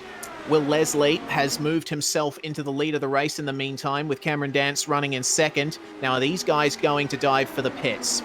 You know, I get the feeling that O'Leary might have been trying to go for the pits, actually, on a green flag stop, but yeah, perhaps for some reason his pedal's stuck or something like that. We'll have to look into that. But Skurlock back out on track, all on his lonesome. And he's got the race leaders coming up behind him very shortly. He'll be hoping that they, that either A, they take their stops soon, or a caution doesn't come out.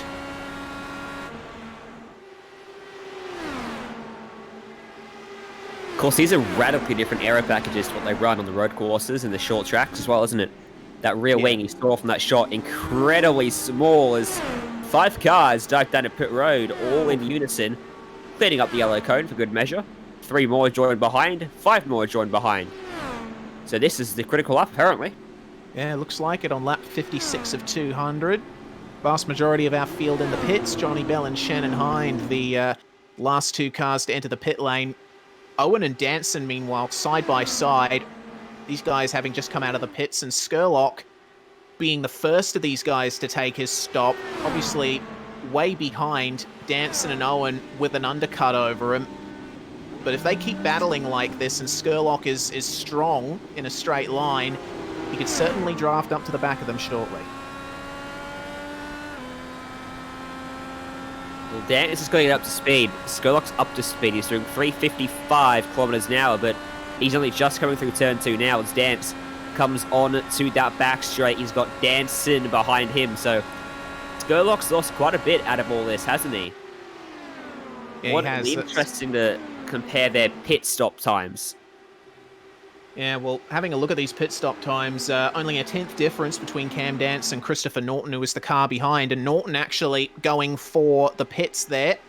I think he might have actually waited to take his stop. But Dance's time, 9.8 second stop. It's a 10-second for Will Leslie, 9.8 for Chris Owen, 10.3 and 10.7 for Matt Danson and Scott Newton.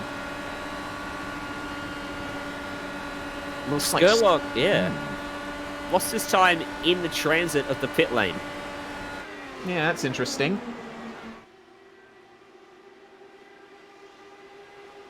It's a 1.6 seconds slower transit time than Chris Owen's one. So Skurlock, I think, maybe not lining up his entry correctly. Maybe coming to a slowdown a bit too early. Someone put it out in the YouTube chat. Cameron Dance looks like a can of Monster in a coaster. He does indeed. Which is why we call him Kyle now. That Have a he's look not at this leading the race here. too. Yeah. As Chris Owen makes his way past Will Leslie and Matt Danson follows him on through. So Cameron Dance, the winner out of that pit cycle, as Skurlock last lap did the fastest lap of the race. So he could certainly be challenging for this lead soon. Owen, on the other hand, blasted right by Dance into turn 1. Danson follows him through. So our reigning champion now back to 3rd and facing immense pressure now from Dean Moll, who had some overspeed coming into turn 2. Look at Skurlock's draft, though. He's going to be having a very fun time there on the inside.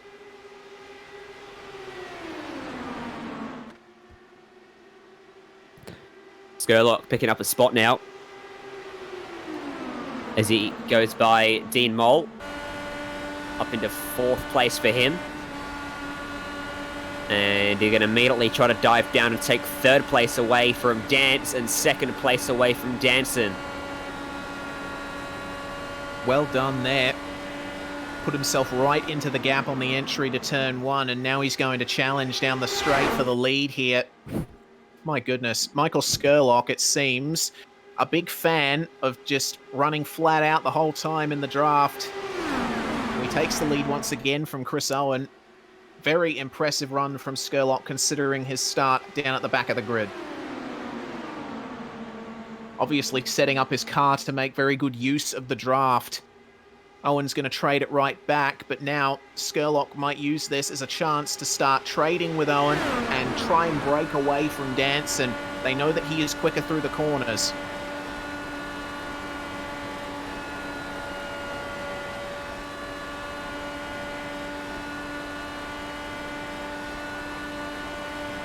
There goes the trade back once again into turn 3. But this is really typical Indy 500 fare, really. This close racing throughout the majority of the event.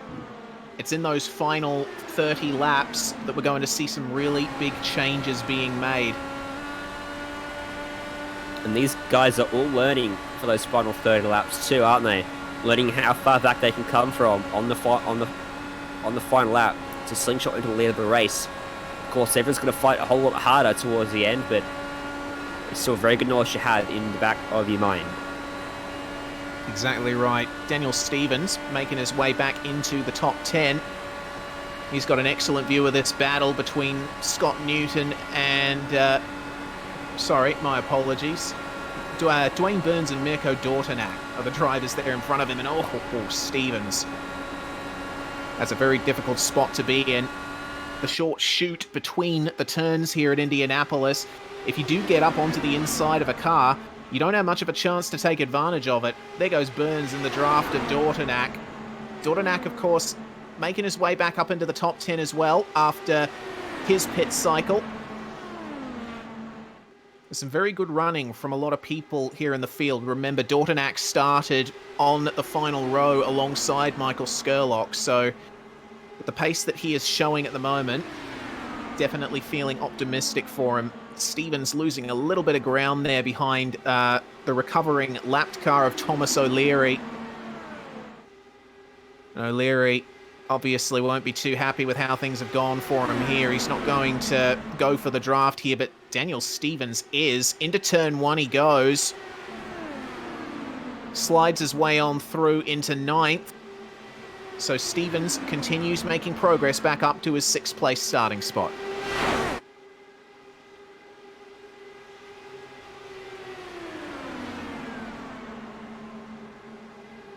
Still side by side between these guys. He's going to get Burns as well, coming into turn 3.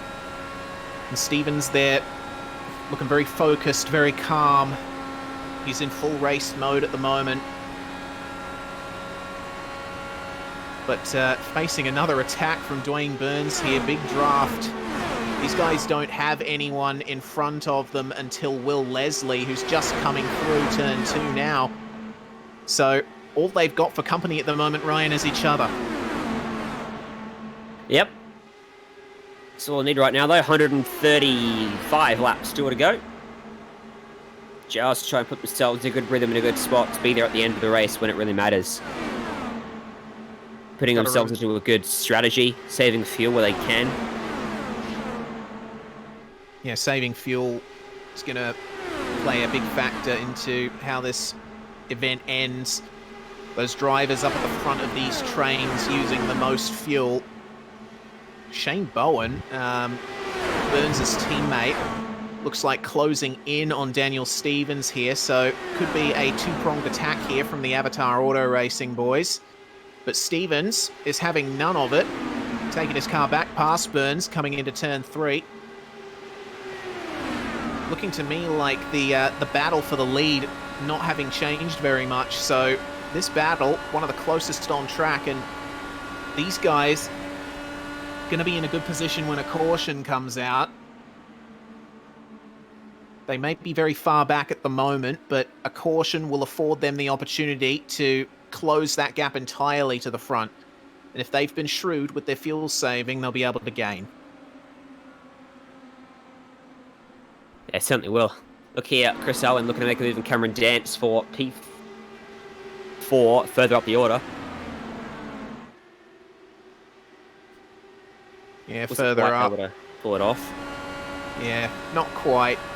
Scott Newton, not quite as close to Dance as you'd expect him to out of the turn. It looks like his car's definitely set up for that maximum straight line speed. As you see, very much unlike Matt Danson in the opening stages, he's not making any gains on Dance through the turns. I mean, you wouldn't really expect him to at the best of times. But that top 3 seem pretty comfortable here at the moment. Skurlock is not being as aggressive as he was. Chris Owen seems nice and comfortable in the lead. And Matt Danson, perfectly happy sitting there in 3rd, with Cameron Dance also not making many moves.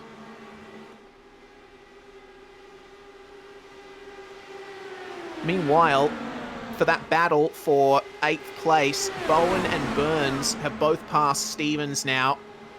Bowen briefly had the lead of that pack, but Burns slotting back in to that 8th place coming into turn 1, and I would expect these two to start working together to try and shake off Daniel Stevens. Slight mistake from Burns in turn 2. I saw a tiny wiggle, but looks like he's managed to keep it going. So Chris Owen's margin sits to the 10th of a second, but he is comfortable. It's not a worrying 10th of a second. Top 6 still covered by a second here as Jonathan Ben back in 13th. Tries to fend off the advances of the cars behind, who are running side by side and slowing each other up. That's Shannon Hind and Matthew Clowett. Hind tries to shake that draft down that main straight. Clowett ducks and weaves and gets to the inside. A little bit too tight of an entry, though. Yeah, not enough momentum through turn 1. That's the big challenge. It's all about momentum here. It is a very fast track, but if you can't set up your mid-corner speed, you're not going to have a fun time. Clot goes by Hind, and will slot in behind his teammate Jonathan Ben. And Dwayne Burns and Shane Bowen trading places once again down the front stretch. Daniel Stevens slowly losing fractions of a second to them. He's going to start to come under pressure pretty soon from Owen O'Leary as we get news that Chris Owen is now the fastest car on track. Oh, my apologies. Bowen with the B, not Owen with an A. So Shane Bowen looking like he has some excellent pace under his belt. In fact, Dwayne Burns probably with much the same. These Avatar Auto Racing guys put in a lot of effort racing in the majors, and they've been here from pretty much the start of the international region. Just trading places, couple of meters difference between the cars, but no harm, no foul, they continue. In terms of the teams, powerhouse teams, isn't there, in majors like Kinetic and, well, formerly Illusion, but the drivers for Illusion still remain. Michael Skerlock up in 2nd, Mirko Dornak in 11th, still flying the flag for them, plus a couple guys in Sportsman who used to be a part of that team. Green flag stop for Mirko Dornak. Speak of the devil, and he shall appear. Yes, he shall indeed. So, comes in from 12th position. And it's looking a slight bit racier up the front here, because Skerlock briefly having a look at Chris Owen, but I feel like part of that might be to do with engine cooling. The issue with running in the draft for long periods at Indy is the fact that your engine temperatures will soar, because the radiators are not getting the amount of air that they usually would. So you'll see drivers near the end of stints just peak out a little bit in a straight line, just cool their engine down a little more. Bit of cloud cover over the racetrack as well at the moment, particularly over this side of the track. And track temp has come down to 39 degrees. I remember you mentioned earlier, Reese, that it was 44. So it's come down 5 degrees. It's 1:15 in sim time at the moment. So it should get a little bit cooler if this cloud cover remains, which will help with the guys who are struggling for engine temp. Yeah, certainly shall. And less UV hitting the track surface means less slippery molten rubber to slip you up. Have a look at Cameron Dance making his way past Mirko Dortanak, who is now a lapped car thanks to his stop. He's come out pretty much with the lead group. And he's succeeded in spacing them out a little bit, if only for a brief moment. Danson, with no draft, holding that inside. Cameron Dance trying his best to stay with him, but that top two have started to break away as a result of all of this. Danson's still sticking to the inside through the chute. I wonder why.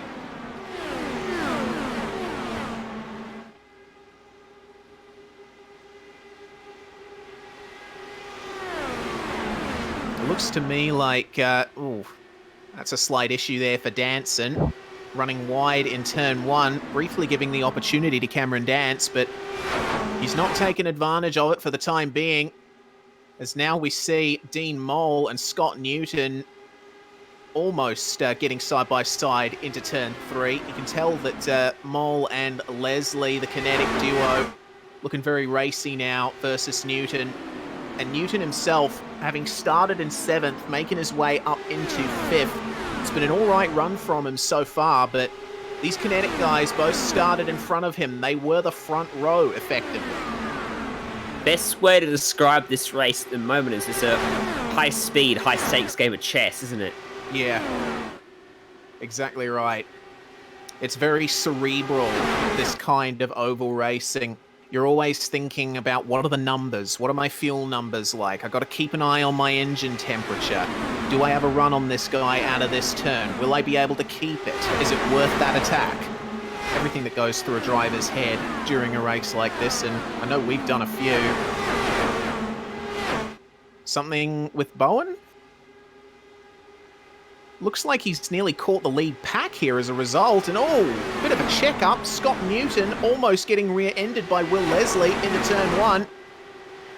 Tell you what, Bowen is absolutely flying here. So that lead pack, not making overtakes for that period of time, slowing them all up.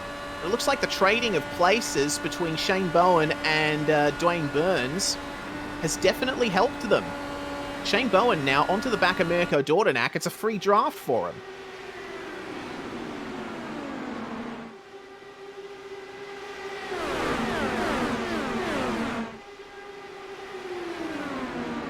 Side by side for second, meanwhile. There goes Dean Moll. He's already shot his way past Scott Newton and trying to make his way past Michael Skurlock, though Skurlock didn't make it easy for him in turn 1. He does take the wide line out of turn 2, though, and Moll, just brushing the wall on exit. This place is on an absolute knife edge. Meanwhile, Scott Newton jetting past Cameron Dance with Will Wesley in tow. Dance is going to fall back into, looks like 7th place here. And have a look who's right behind him, Shane Bowen.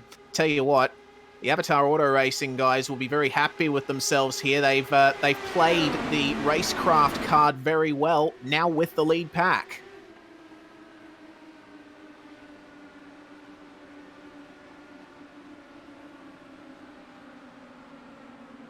Should see a pit stop cycle very soon here for the rest of these lead drivers, shouldn't we? When did they come in last? It was up 60, I think? Yes. 55, something like that? Something around that number. So, yeah, we should be expecting them in very, very soon. Probably within the next 4 laps. Lap 55, Matt Danson pitted. And he was part of that big group that pitted lap 55, wasn't he? Yeah, he was. Skurlock pitted lap 53. Lap 55 for Owen. Lap 57 for Dean Moll. Oh no, lap 57 was the big group lap. Because as I look down the order, everyone's lap 57. Alrighty.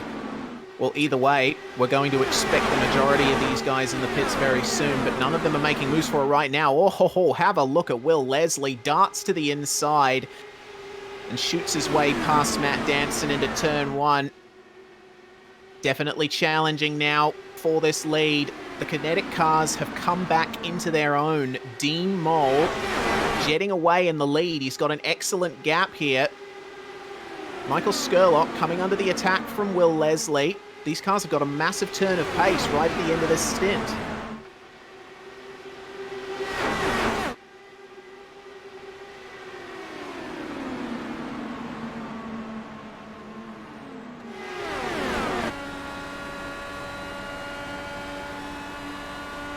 Owen gets back into the draft behind Moll. That attack from Will Leslie successful on Skurlock, and now Scott Newton has taken advantage of all of this, moved himself up into 5th place and starting to challenge Skurlock. He's just made his way past Danson. So Scott Newton making moves as well. And it's going to be a move here for 2nd. Will Leslie on the inside of Chris Owen. Dean Moll has nothing to worry about there. Skurlock, though, sticking to the inside. It looks like he almost looked like he was going to try and follow through, but he's going to go for the pits instead, and Chris Owen is going to accompany him in.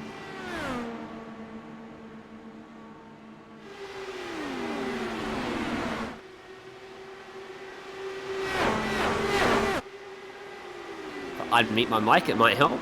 I was wondering where you were. Dean Mole and Will Leslie by themselves out front. Newton and Danson helping each other along. Dance, Bowen back there too. So expect these guys to come in a moment here. Skurlock trying to get the undercut with fresh tyres, but it didn't work for him. He was one of the early pitters last time, wasn't he? And he actually dropped quite a way back. Very slow in his transit of the lane. So see who's a bit more committed this time as both Burns and Bowen bring it down to the pit lane speed of this time by. Thomas O'Leary follows them in as well. And he's had a good clean run for the most part since his crash earlier on. And he'll want to stay as careful as he can throughout the rest of this race. Meanwhile, the front of the field, Will Leslie taking the lead of the race.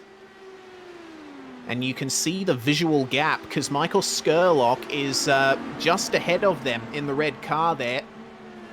Down goes Danson onto the pits. That's a visual indication of the time that you lose. I'll have to keep an eye on pit stop times as well, because Skurlock's last stop, 10.9 seconds standstill, 36.2 transit time. Have to see if Danson can do any better than that. But Skurlock getting overtaken then by the race lead.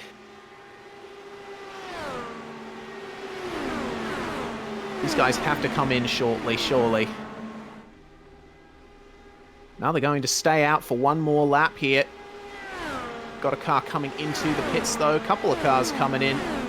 Daniel Stevens from 5th. And Harold Stadler as well, who I have to say has gotten a very good run. Started in 14th and running in 6th. Doing a good job, isn't he? Yeah, certainly going to help him out in the Legends standings. Remember, he is directly racing with Daniel Stevens on track for that lead in the Legends Championship. So both of those guys want to beat the other. So Dean Mole pits, but Leslie does not. Oh, that's interesting. I would have thought they'd pit together. But Will Leslie seems pretty comfortable in the lead there. Maybe he's spent enough time sitting back in the draft that he's comfortable going for an extra lap. Matt Danson, though, wasting no time trying to make moves here on Chris Owen, and that is for 5th place. Owen's just going to let him go here. That early stint pace from Danson is back once again. So let's take a look at Leslie. He is going for the pits this time, and following him in is going to be Newton and Dance. So this is going to be another opportunity to compare pit stop times. Danson's pit stop 10.4 seconds long, with a transit time that was very similar to Skurlock's.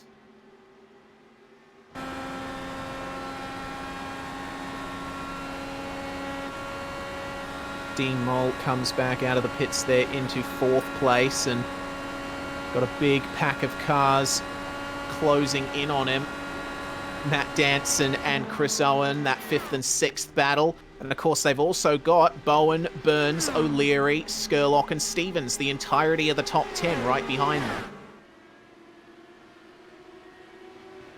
Out comes Leslie, and out comes Dance.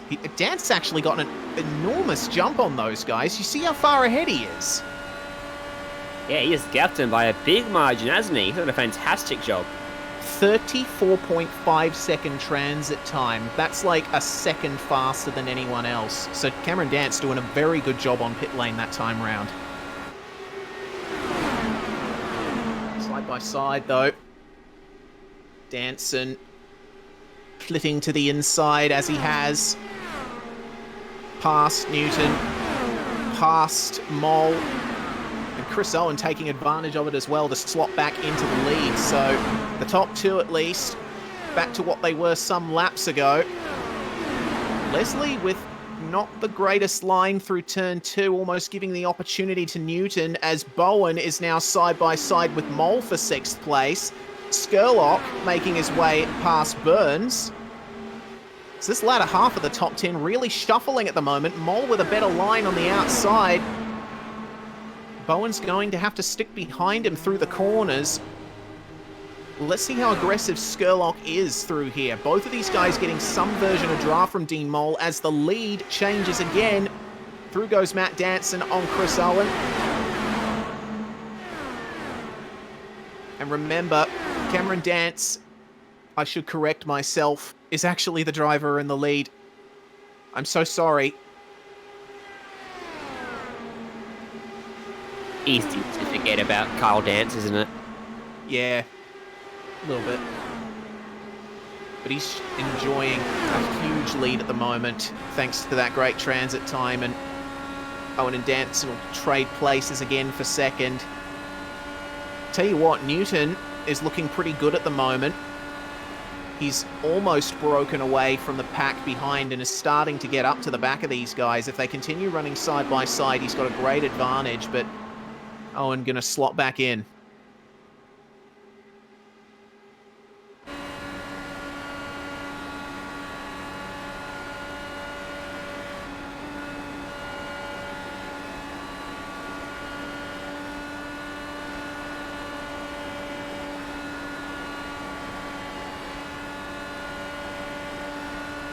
Once again, the conventional line for Matt Danson. He loves taking that position into turn one, and now both Newton and Skurlock onto the back of them. Now, Michael Skurlock, we've seen the big moves that he's made towards the end of his stints. So we'll have to wait and see how aggressive he is in this middle stage of the race, but Chris Owen once again with the straight line speed advantage. And Newton at the moment can do nothing but watch. These guys are all quicker than Cameron Dance, so he is slowly being caught, but not by a huge amount each lap. Just bit by bit, they start to reel him in. For example, Chris Owen was a 40.682, 40.8 for Cameron Dance. And of course, that flat-out running with no one ahead is going to do a number on his fuel strategy. He's going to have to be careful of that, is Cam, but he knows his way around a race. He is the reigning champion after all, and he's a driver that's become known in SimSpeed broadcasts for starting further back in the field and working his way up. He's not the greatest qualifier, but he certainly is a good racer. What you got to say? He's not the greatest driver, then. No, of course not. Also known for his incredible leaning through the corners. Yes, as we saw demonstrated at Charlotte. And it looks, and we're getting some news from Jay that the leaning is starting from Cam Dance. So if we can get a view of that at some point, that would certainly be optimal. But these two guys in second and third, they have not been able to leave each other alone for almost the entirety of this race. Here we go. No lean for Cameron Dance on the straight, but let's see how he goes into turn one.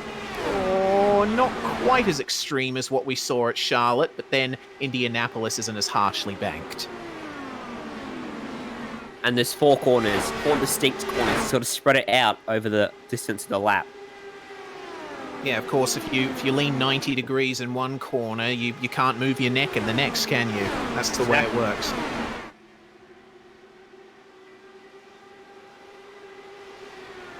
Well, Danson and Owen have broken away once again from Scott Newton, and they're giving each other a bit of a push. These guys 8/10ths quicker than Cam Dance last lap, and they're going to be almost 8/10ths quicker again. And now they've got the draft of Johnny Bell, lapped car number 27, in between Dance and Owen. I get the feeling that Matt Danson just waiting for the opportunity here, waiting for the opportunity to catch up, and Dance breaking the draft, but it doesn't seem to have done much good for him. Yeah, down to half a second now, and Chris Owen is going to get a really big run when he gets into the optimal range, and he'll probably lose the lead here, Dance, very quickly, but he'll be able to fight back. Look at the run that Danson got from 4th to 2nd there. Yeah, excellent stuff from Danson. So he takes that 2nd place from Owen, and have a look at Scott Newton and Michael Skurlock trying to take advantage of this as well. Skurlock on the inside of Newton with Danson right on the back of Dance up at the front, but not making a move into the turn. So he might just be content to sit behind. We'll have to wait and see for turn 1, though. That seems to be Danson's favourite passing spot.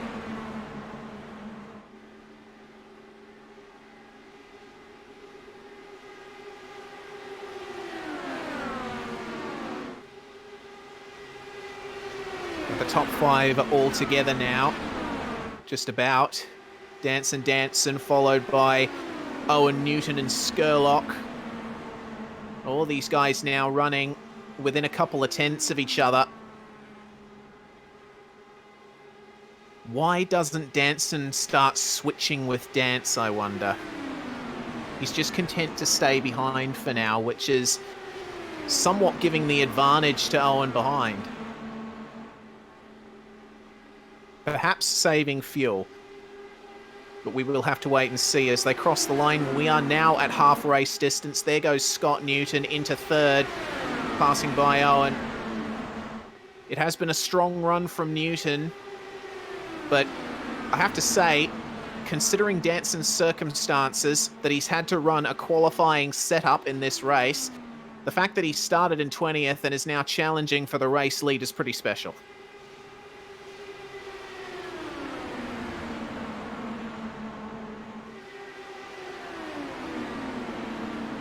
The top 8 covered by a 2nd, and now the field closes up once again after the pit stop cycle finally shakes out as we go past halfway in this one. And in about 50 laps, I think the action will really start to ramp up for these drivers as they get set for the run to the end. Certainly. They are all snaking in a line now, the majority of the field here. And Newton, large draft behind Danson, but he's not going to take full advantage of it. He's going to stay behind. Doesn't want to go side by side into turn 3, possibly disrupt that lead battle.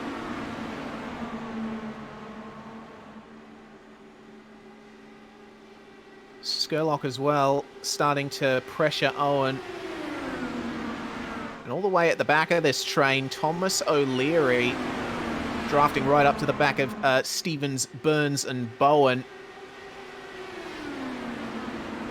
He's down in 15th position, so still a lap down is Thomas O'Leary, but he'll be content to stick with these guys, save some fuel of his own, get a shorter pit stop or 2 down the line, perhaps get himself back onto the lead lap, which would be a small consolation after a 4th place start, but still.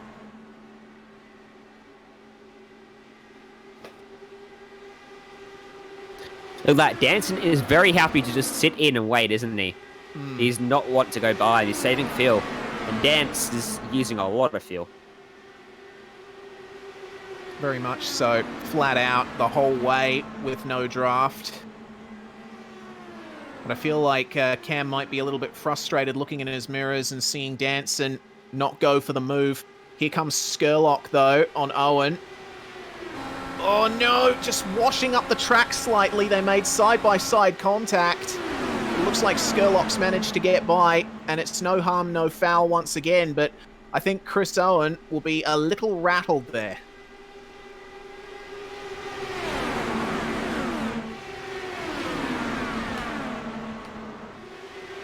Tiny mistakes. And as the race goes on, it becomes even more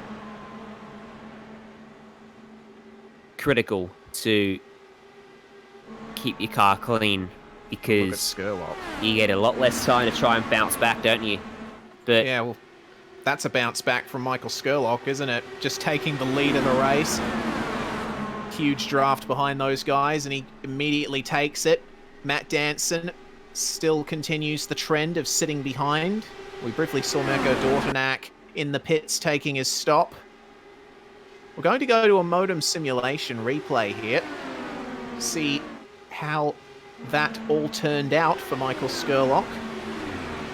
This And was it further was back for a John few Bell. laps. Yeah, a few laps ago, up Ooh. into the fence, and that is one of those crashes where you go, I hope they're not in VR. Yeah, for sure. Otherwise, there'd be big motion sickness for poor Johnny there. But a little bit of contact, maybe some technical issues for him, washing up the track and going straight into the wall. Worst place to lose grip is right in the middle of the corner. So Skurlock now leads. And there's no pressure from behind for Dance, and Cameron Dance, I think, is going to be happy that he's no longer in the lead. He now has the opportunity to save a bit of fuel himself. He did spend an awful lot of time out there at the front.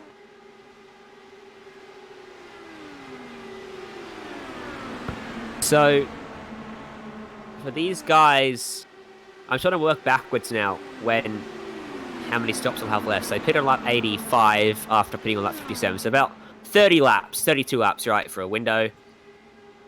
So, I'll pit again at about lap 120. So, we'll have 3 more stops in this one, lap 120, 150, and 180-ish. Yeah, it looks like pretty even stints to end out the race. Of course, another caution could potentially change that completely. But it looks like, for the most part, the crashes that have happened in this stage of the race have had the cars go off the track before the caution had an opportunity to be called. So everything operating reasonably smoothly in terms of race control at the moment. Now, what kind of lap time is Skurlock doing here? A 40.46. 40.27 for Cameron Dance. So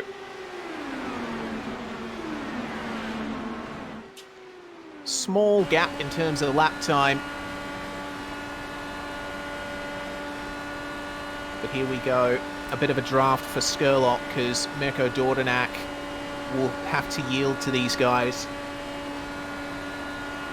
And he is rather off strategy compared to these guys. I wonder, is that going to benefit him towards the end? Because it's only a difference of 5 to 7 laps between pit stops relative to Dordonak and the rest of the field. It means... Oh, problem. Looked like a big problem there for Dean Mole. Guys that end up pitting about lap 180, they'll be able to short fuel a car, fill it up about just over half of the tank, and get out very quickly. Dornak's going to put a whole tank of fuel in the car, so I think, if anything, he's disadvantaged here. Yeah, fair enough. As I was looking at that, at Dean Mole, I think a good replay opportunity, Chris Owen, in that particular incident, because he actually got a little bit of rear-end contact from Dean Mole and had to take some lock-stoppy action here. Let's have a look. So here comes Mole, and through into turn 2. There's a little bit of an advantage towards the end, and then just a little bit of a wiggle there for Owen. Mole had to take avoiding action, but very well held by Chris.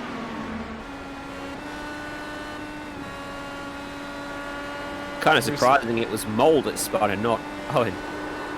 Yeah, for sure. Whoa. Yep, a little bit of a wiggle of the steering wheel, all you need, and you keep going.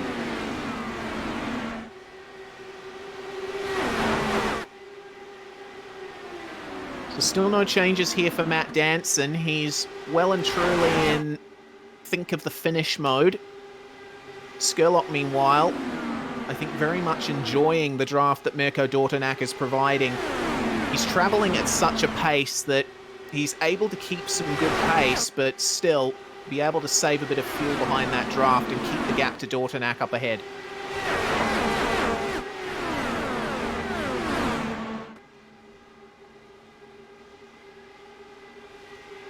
Cameron Dance has fallen off just a little bit in 4th place after getting passed by Newton. Yeah, he is. He hasn't made big gains, has he? And Will Leslie right onto the back of him now.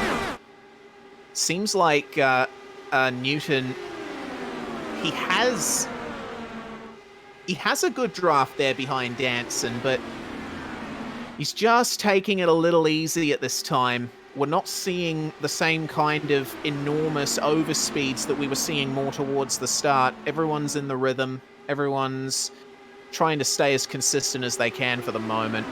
But here comes Newton. He is right now on the back of Danson and Skurlock, and this running behind Dortonac now I think might start to hurt them.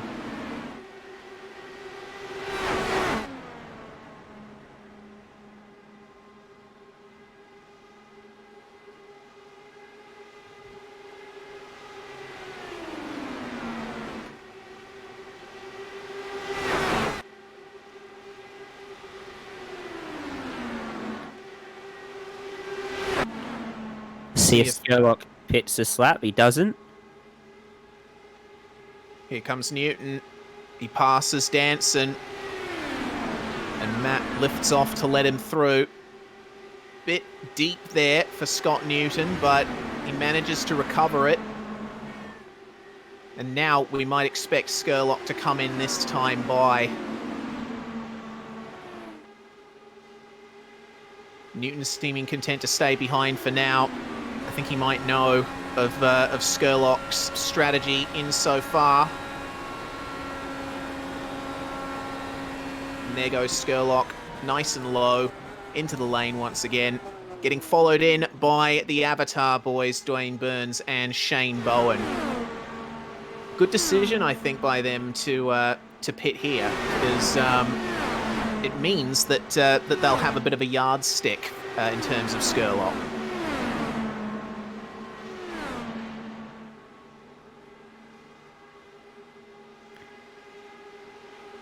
We'll monitor. Chris Owen back in 5th. A few car lengths on the back of that top 4. We're about 30 laps into the stint here, coming up on it. So Skurlock will be one of the first drivers to pit because he has been. Oh, Chris Owen decides he wants to pit early, and he'll be followed as well. Yeah, Harold Stadler and the number 39 coming in side by side through turn 1. Will Leslie trying to get an advantage there. Moving up into 2nd, but Newton assuming the race lead with the cars in front of him coming into the pits. And now Leslie behind Dordonac. It's going to get a little awkward for them. But Dordonac runs nice and wide and lets them go. Danson hinting towards the inside. We'll see if any of these guys dart towards the pits on this occasion. No, they absolutely will not. Chris Owen and Harold Stadler having come out of the pit lane here. They'll come out just behind Skurlock and the Avatar drivers. So, good advantage for these guys. And Dwayne Burns, wasting no time in the draft, gets right by Skurlock. I think he might be expecting Bowen to follow.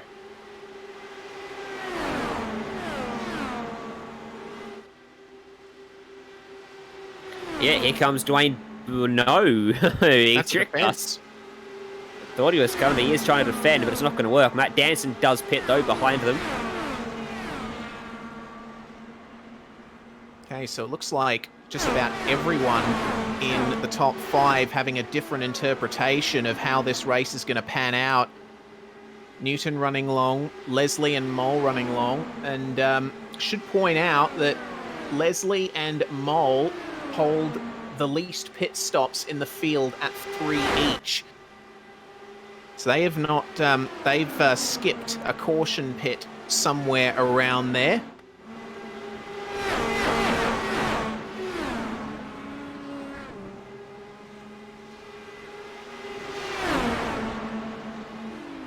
Tell you what, this is looking quite interesting here. Skurlock trying around the outside of Burns. And of course, Owen getting himself into this action as well. Good run up on the exit on the outside, slots in front. He's going to try the move here on Skurlock. This is a move for some of the final positions in the top 10. Got to remember, these guys have just come out behind or Matt Danson has just come out in front of them as well. So he's still getting up to speed. He's at a disadvantage. And Owen just goes right on by him. Have a look, meanwhile, at Harold Stadler. Big run down the front stretch as we see Cameron Dance come in.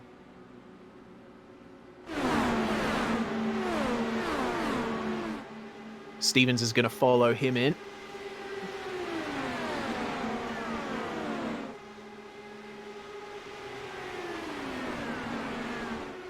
That leaves a few drivers to be able to pit. 11 cars on the lead lap now, by the way. So that's pretty much half the field exactly now, a lap down. I'm sure a few of those guys would be hoping for at least one more caution towards the end, but time is rapidly running out for that. Scott Newton then and Dean Mole both coming in. Will Leslie has stayed out in the lead of the race. He's going extra long on this stint, which makes sense because he spent a lot of time in the draft. Owen and Skurlock still trying side-by-side running here, with Danson just sitting back and enjoying the show. Leslie just coming up to the back of these guys. He's going to go straight on into pit lane now. Avoid that. It's amazing here that, well, I mean, we've commentated a couple of oval races in our time, Ryan, and usually the thing with green flag pit stops is you're pretty much guaranteed to go a lap down, but almost not so at Indianapolis. It's the track seems to be just long enough that you can make a green flag pit stop and almost stay on your lead lap. Yeah. Normally on a 2-mile racetrack, you wouldn't go up, down, not even close to it, but because of the speed these Indy cars reach, you do lose a lap when you pit from the back of the lead pack even. It's insane. Will Leslie has just come out of the pits. He's making his way out here, just alongside the pack of Newton, Bell, and Taylor. And these guys all running in different positions here. Bell and Taylor fighting for position for 18th and 19th, but Newton being yielded to by Bell. He remains in the lead here.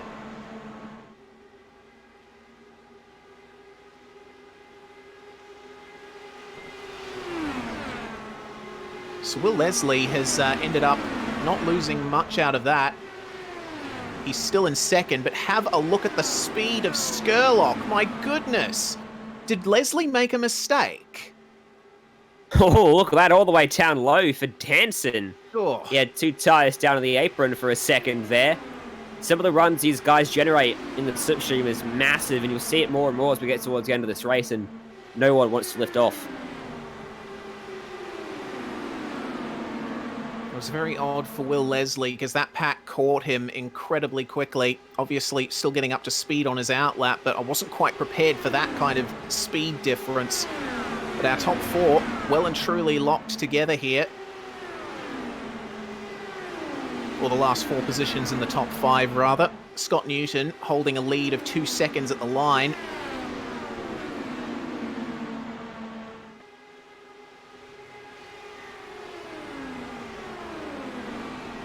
So this is what we believe is going to be the 3rd last stint of the race for these guys. Only 2 more stops to go. And this is where you would ideally start setting up for that final pit stop like Danson is. Stay in that draft, save the fuel, minimize the time you spend sitting still in the pits. And it will likely pay dividends for you later on. But there we go, they've caught the lead, and Scott Newton falling back to 3rd. Stuck behind Wayne Taylor a little, but I think he's content now to ease in behind these guys in 3rd place and continue on his fuel-saving journey. Yep, here we go, up at the front. Danson will slot in behind Skurlock and stay there as they run side by side behind them. Scott Newton down on the inside will take 3rd away as Dean Mole follows him through.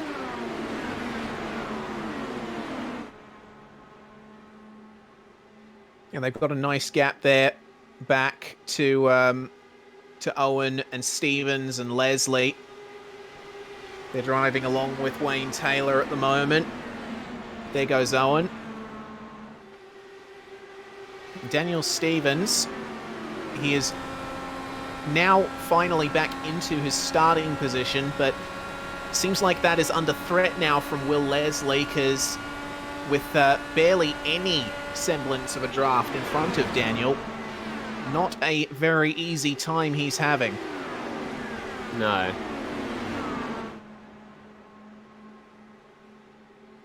After the pit stops, 13 cars in the lead lap, but Chloe and Ben, 27 seconds adrift, so they could lose a lap by the time this stint finishes here, as Skurlock and Danson continue to fight. Yeah, Danson starting to get a little aggressive here as Skurlock runs wide in the final turn. Not going to help him much. Newton's going to try and follow Danson through here potentially. No. He's just electing to stay behind, save a couple milliliters more.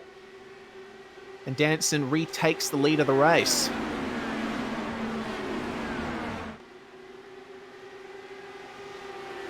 Have a look at Skurlock, though. This is what we saw of him at the start. He gets past and then gets the mother of all drafts, slots right back by. And this is the way that we expect it to continue, once again, until the next pit stop cycle. Tell you what, we're seeing a rollicking battle for 12th and 13th between Claude and Ben, aren't we? These guys are absolutely locked together at the moment. As the leaders come into turn one. They're trying their best to keep the speed up, but I don't think there's much they can do at this point. Yeah, they're pretty much on an island in an ocean at the moment. They do have a couple of other drivers for company in the form of O'Leary and King, but these guys are all alone on track at the moment. Ben going slightly defensive there against Cloet, but I don't think he's under much pressure at the moment.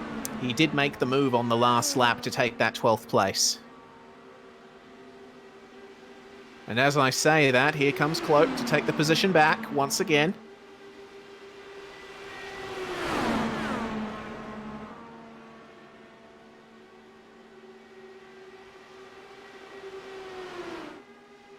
It's another move for the lead as well, as Matt Danson goes by Skurlock once more. Newton continuing to sit behind in third.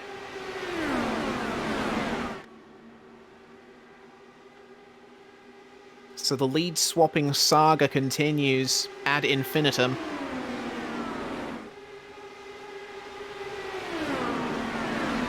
And I'm seeing Daniel Stevens running side by side with Cam Dance. Dance up on the outside there, almost into the wall. But he's holding that middle line very nicely. Good run over Stevens. But Daniel's not done with him here. He's going to have another look into turns 3 and 4. He's going to go for it. Dance had to lift out because of Leslie up ahead. But it just seems like Cam has that car set up really nicely to run side by side in the turns. He doesn't seem to be having any trouble keeping Stevens behind through the corners.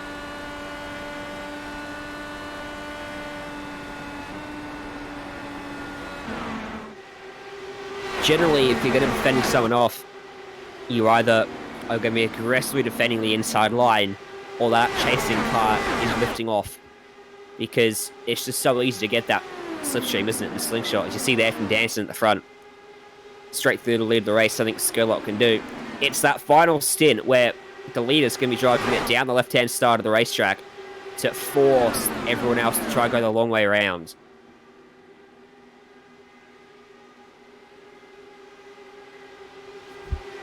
Got another car coming into the pits, Johnny Bell, for a green flag stop. Running down in 19th position, 3 laps down. So Johnny's going to be fighting still with Wayne Taylor, I believe. Pretty much on the same lap. As we see Skurlock and Danson trade places once more. The rest of the field behind them, perfectly content to run single file, though. not seeing many moves being made as we hit 100 minutes of racing. We've been here for an hour and 40 minutes at Indianapolis Motor Speedway, and the amount of lead changes has been par for the course for Indianapolis, but still quite an astonishing number if you tallied it up at the end. It is. We've had a very long green flag run. These guys are doing a fantastic job of racing cleanly out there, especially with how close the leading group has been all race long so far. Yeah, I'm very impressed with this lead group. The fact that they've been able to keep it out of trouble while racing each other as hard as they possibly can. It's the kind of stuff you like to see from the majors.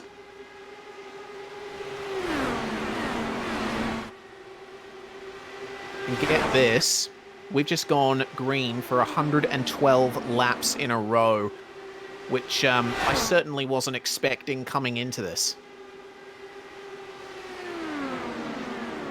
I think the smaller field contributes to that, I think, which is not a bad thing. We're seeing some good racing, aren't we? If caution does come out, then we'll be blaming Jay for making us point it out. Yes, indeed. There is the commentator's curse, and now there is also the director's curse, which we will immediately pin on Jay if something happens in the next few laps. I mean, you blame Jay for everything anyway, regardless of what it is, so... I mean, you do. Yeah. I'm not going to blame myself, am I? Of course. We'll have a look at Danson once again. Big draft, and Newton sticking with him there. Get a little bit of extra draft down the back stretch. Still not having much of an advantage over Skurlock. Newton, though, nice and smooth through the corners.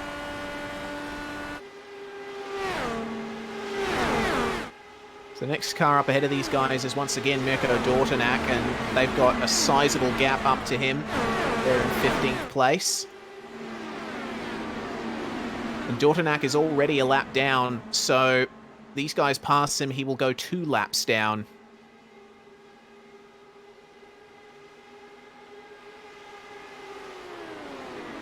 Seems like Skurlock has backed off a little too from Danson. Not quite as close as he was. Maybe he's getting a run-up for a big lunge down one of the straights here as Danson goes past Dortonak.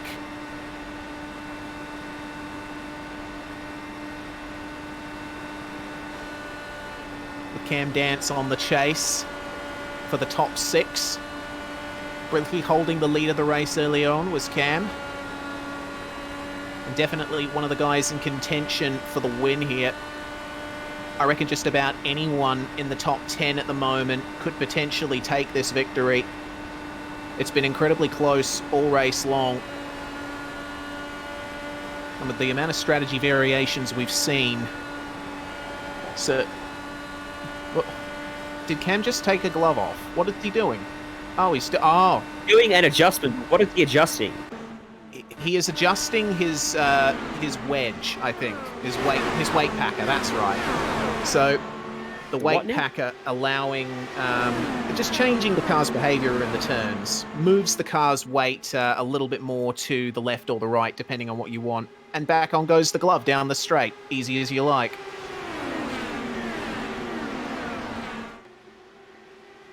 Starting to lean more too, this end of that shot. Yeah, I think fatigue might be setting in. Little micro naps at the apex, perhaps.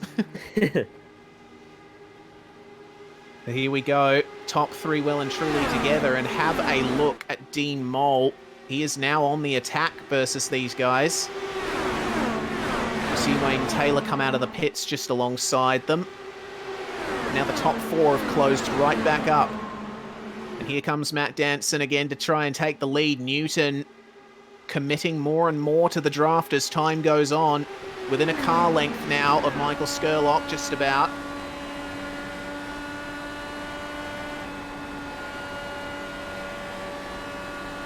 So how do you see this playing out, race with 60 to go? Oh, look. At this point, we're seeing so much lead swapping and so many drivers gaining in some places, losing in others. I think it's impossible to call at the moment. We'll only really get a true idea in the last 10 laps, and even then, I don't know if we'll be sure about it. It's a shame iRacing only counts the lead changes for the end of each lap, because whatever figure it is at the end of the race will be astronomically high, which you could probably double it from the actual amount of changes we've seen at the front over the course of one lap. Yeah, exactly right. Those big long straights providing an excellent opportunity to have your moment in the spotlight for a few corners. Back through comes Skurlock, and Newton, he's being very cunning here. He's gaining an awful lot in a straight line, but just getting out of the throttle early before the turn-in point. So he's got the benefit of that draft, for sure, but he's not quite, he's not too close that it's disadvantageous through the corners here. And as you can see, Skurlock continuing to run that higher line. It gives Newton a little bit of extra clear air down there on the bottom. Indeed it does. 2 cars down a pit road with 60 to go. This puts him at an even 2-stop strategy. And those 2 cars entering the pits are going to be Matt Clote and Jonathan Ben, Shane Bowen and Dwayne Burns making their way through as well. Sorry, 1 stop to the end now. Yes. So there we go. Burns and Bowen up on the jacks as Ben and Clote exit together. That looks interesting. They'll be in the lane somewhere around lap 170. Bowen got the jump there on Burns. Yeah. He was behind coming into the pits. Burns having a slightly worse stop there by 0.2 of a second. Having said that, his pit transit time was 0.3 of a second faster, so work that out. Get your calculator. In comes Skurlock as well, and we expect that. He's been the first driver out of the lead pack to come in every other time, so now eyes turn to everyone else. Who's going to follow Skurlock in first?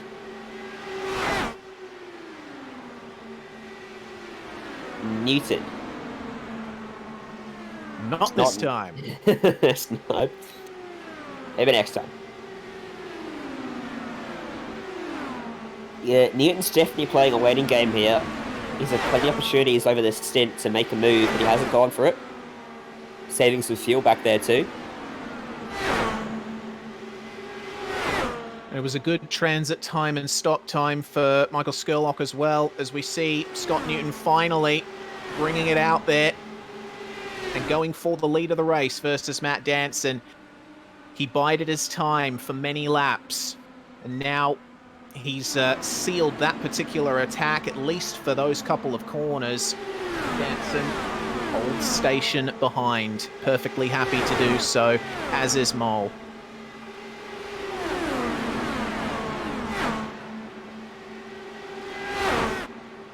So Skurlock's going to be out there all by himself for quite some time, it seems like. He has hooked up with Bowen and Burns, actually. So he's lost a lot of time, hasn't he? If he's in front of those two. Yeah, certainly. We'll have to wait and see about that, because I'm not quite sure what's going on for Skurlock, because his pit stops seemed quick enough, but yeah, he's been caught by the 2 of them now. Stadler and Owen are going to be in next lap, we're hearing, so we'll wait and see on that one. I tell you what, in terms of Skurlock, he does have some kind of remittance for this, because he is in the draft now of Shane Bowen. He does have an opportunity to save a bit more fuel. If he had come out completely on his own, then he'd be in a very bad position to the end, probably at the most disadvantaged. We see more cars coming into the pits there, and as expected, oh no, Matt Danson has spun on pit entry, and that's contact with Chris Owen. Well, they talk about little mistakes on the racetrack, but we forgot about the pit road, didn't we? Bringing it down from 360 kilometers an hour to 92 kilometers an hour, and Danson got it wrong. Yeah, looks like a rear end lock for Danson there, and he did a complete 180, which resulted in Owen going head on into his nosed cone. And Danson having to make a many-point turn in the pit lane to get himself recovered.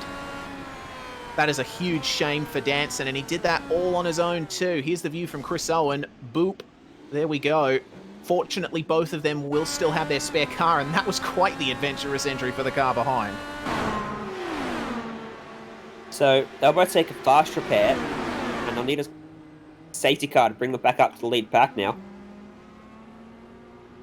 Yeah, they will. Matt Danson, having lost an obscene amount of time thanks to that recovery. A little bit of a better position for Chris Owen, though. He's managed to come out here just behind Cameron Dance with Leslie, Mole, and Newton right up ahead of them, with Newton still holding on to the lead. Going on that long run once again. Got a bit of an advantage there, did Scott Newton. Did Mole lift in between the turns?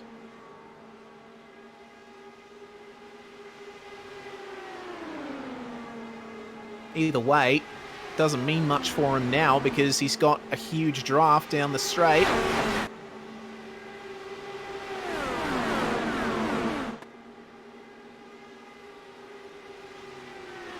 No more takers for the pit lane amongst those guys either, so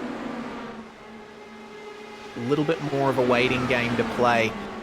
Meanwhile, in terms of Skurlock, running in 6th place now. Just gotten past Dwayne Burns, and you see the lead pack just on the other end of the straight to them. You see them in the back of the shot there. Skurlock, Bowen, and Burns will be hoping that those guys pit very, very soon. And they should. So Danson's 25 seconds behind Chris Owen, but of course there's no lucky dog in IndyCar, is there? So no. One way he gets back on the lead lap is with a wave around. He's now the first car lap down.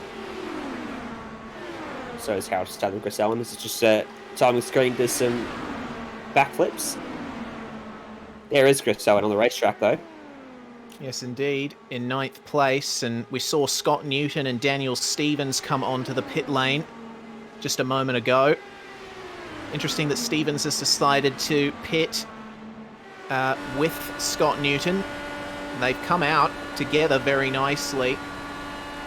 In terms of pit stop times, 10 seconds for Scott Newton, 9.2 seconds for Daniel Stevens. That's one of the fastest pit stops we've seen all day, but Shane Bowen still holds the record at 8.8 seconds.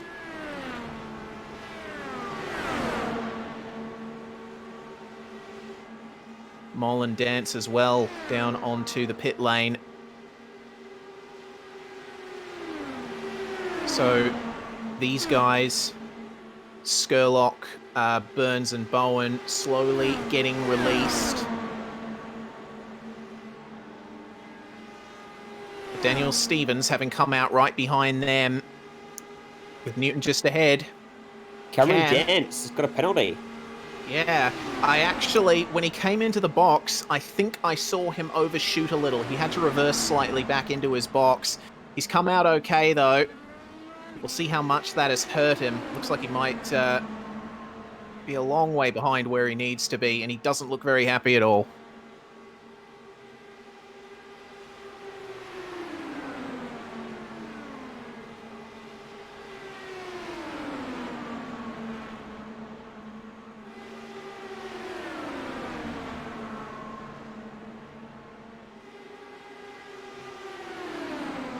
So, next car we expect to pit is Will Leslie. And there he goes, down into the pits.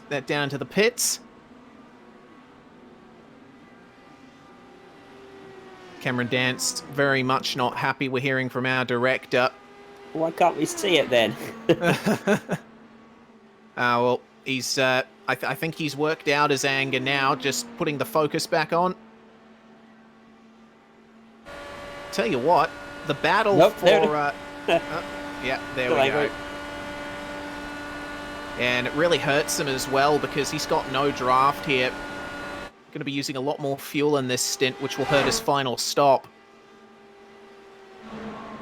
Just to add insult to injury. But this fight for second place back, cannot quite believe how close this has been. Scott Newton in the draft of Daniel Stevens, who somehow found his way up nearer to the front of this pack.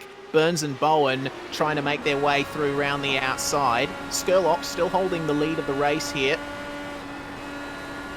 But Dwayne Burns looking very strong there, as is Stevens. Scott Newton out of the pits on these first few laps. Not the best on the cold tyres. He's lost a lot of ground. And there goes Daniel Stevens and Dwayne Burns through on Michael Skurlock. So now Burns is your leader of the Indianapolis 500 for Avatar Auto Racing. Could Daniel Stevens stake a claim and lead across the line? Here comes Mr. Bowen, assuming the second position. So it's now 1-2 for Avatar.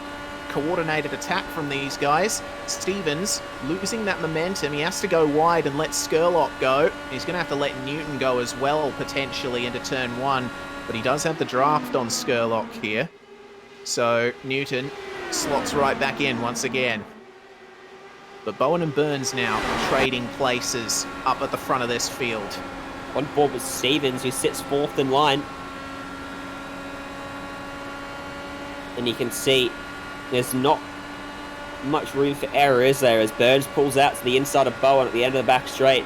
To the inside at turn 3, Bowen will happily tuck back in behind, and they'll switch around down at turn 1 as well.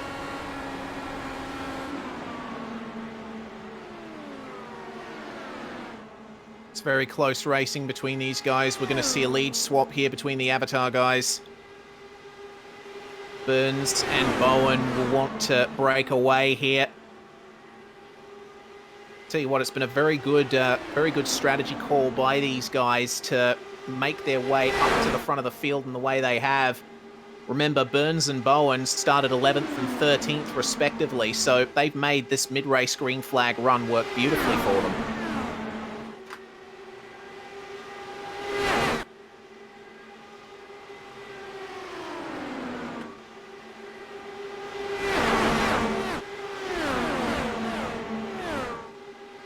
Be about 10 to 15 laps away from seeing our first lot of final stops of the day.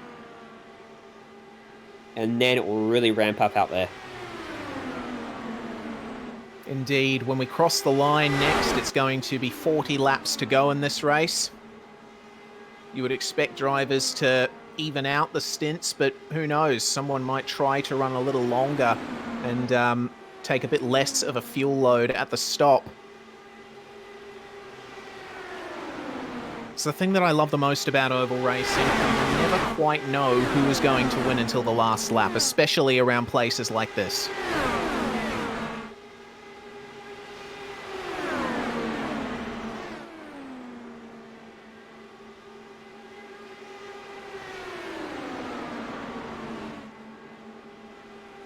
We are 2 laps short of 2 hours worth of racing here. And this is looking to be quite a fast Indy 500. We've only had 2 cautions so far. And this green flag run has been going on for many, many laps.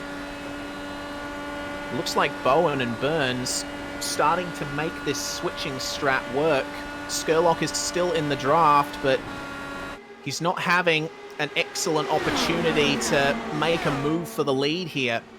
Burns and Bowen perfectly content to just let each other go at the end of the straights and keep themselves in those top 2 positions. Stevens starting to pressure Skurlock as well. They're in 4th. And seeing side by side back where Scott Newton and Dean Mole are. Newton running wide here. Mole with a bit more overspeed on the inside. He's going to take it there. Move himself up into 5th position. Now he's right behind Stevens, getting the mother of all drafts again, with another switch for the Avatar guys.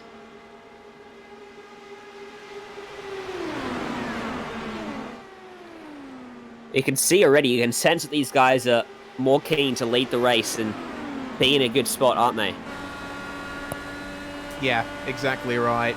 At this stage, you know, leading up to that final stint, you want to be able to maximize the draft with your partner, with your teammate. Give yourself the best advantage possible for those final couple of stints. Cameron Dance, Matt Danson, 10th and 11th, 16 and 29 seconds off the pace. They're praying for a caution. Yeah, they absolutely are. And they're very far away from each other as well. The reason Dance was stationary for a long time wasn't a penalty. It was actually contact with Cressel, and he had to get the rear assembly change, which took 15 seconds. Oh. Well, there you go. Unfortunate for Cam. But that little overshoot of his pit box may not have helped him that much either. Here comes Dean Mole, almost set up the track. Yikes. He's looking very aggressive here. Having split the battle of Bowen and Skurlock, he's going to try and split the Avatar boys here if he can get a good run, but it's another switch between the two. It always seems to be, in the second half of these fuel stints, Dean Mole just comes alive. It seems like Kinetic have created a car that is at its very best on that low fuel load. Don't go 3 wide, boys! Dancing are praying for them to go 3 wide in the turn 3, aren't they? Yeah, I'll bet they are. But Bowen running wide and Mole with the advantage on the inside. No advantage on the straight, though. One more switch then for Avatar Auto Racing. And I love what they're doing here. The fact that that each of them have that specific overspeed at each point of the lap is what's allowing them to stay ahead here. Mole just can't respond. And he does seem to be struggling with keeping the car glued to the bottom. Oh, he tries to go for the overtake on Burns, right as Burns pulled out on Bowen. Now they are 3 wide, but again, Mole is going to back out of it. Something I was going to point out earlier on, all it takes for one of those mistakes to happen is for you to go to the overtake and pull to the inside at the same point as the guy in front tries to defend. And that's exactly what happened there. Luckily, there was no contact. Yeah, very luckily. Good stuff from those guys. And in comes Mirko Dortanak. Should be able to make it from here too. 34 laps, we're just at the top of the stint range. Yes, indeed. Who's that coming out of pit lane? That is Johnny Bell, who's made a couple of treks into pit lane so far. It looks like a routine stop for him there. Will Leslie just put himself up into 3rd ahead of Mole. So you got 2 Avatar Auto Racing cars and another 2 Kinetic cars working together with Skurlock running on his lonesome in 5th, along with Newton in 6th.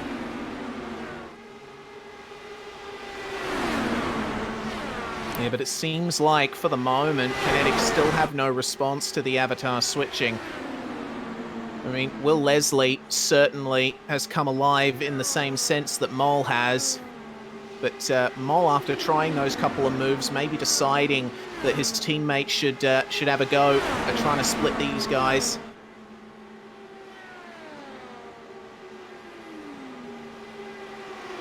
And they've got to be ready for pit road. But make sure they don't make a mistake, because that could break your race. Yeah. It's broken Danson's race so far. Certainly has. Once again, it's demonstrated. Will Leslie just does not have enough of a run to get alongside those guys into turn 1. So there was Danson and the drivers behind him, Cloet and Ben, along with O'Leary, who is 2 laps down. These guys are coming up on a little bit of extra lap traffic here in the form of Mirko Dortanak. So after making their way past Johnny Bell without much incident, we'll see what kind of role the number 62 has to play in all of this.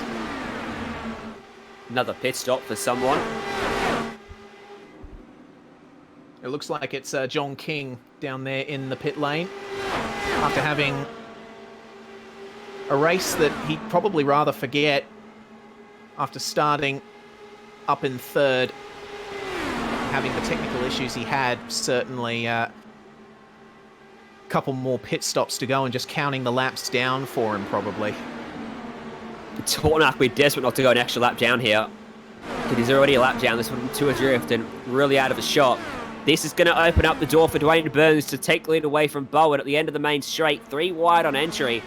The Dornack will lose out to those guys and fall a second lap adrift. And he stays right up the top to let the drivers go. As Michael Skurlock, we've just heard, has come into the pits. So he's run a very short stint compared to his previous ones. So that's going to be his final stop. He's going to be okay to the end, is Skurlock. Yep, happy to run a full stint to the end. I think a lot of the drivers are going to go for that option. We'll see a flurry of pit stops in the next 3 or 4 laps as the Avatar Auto guys switch around again.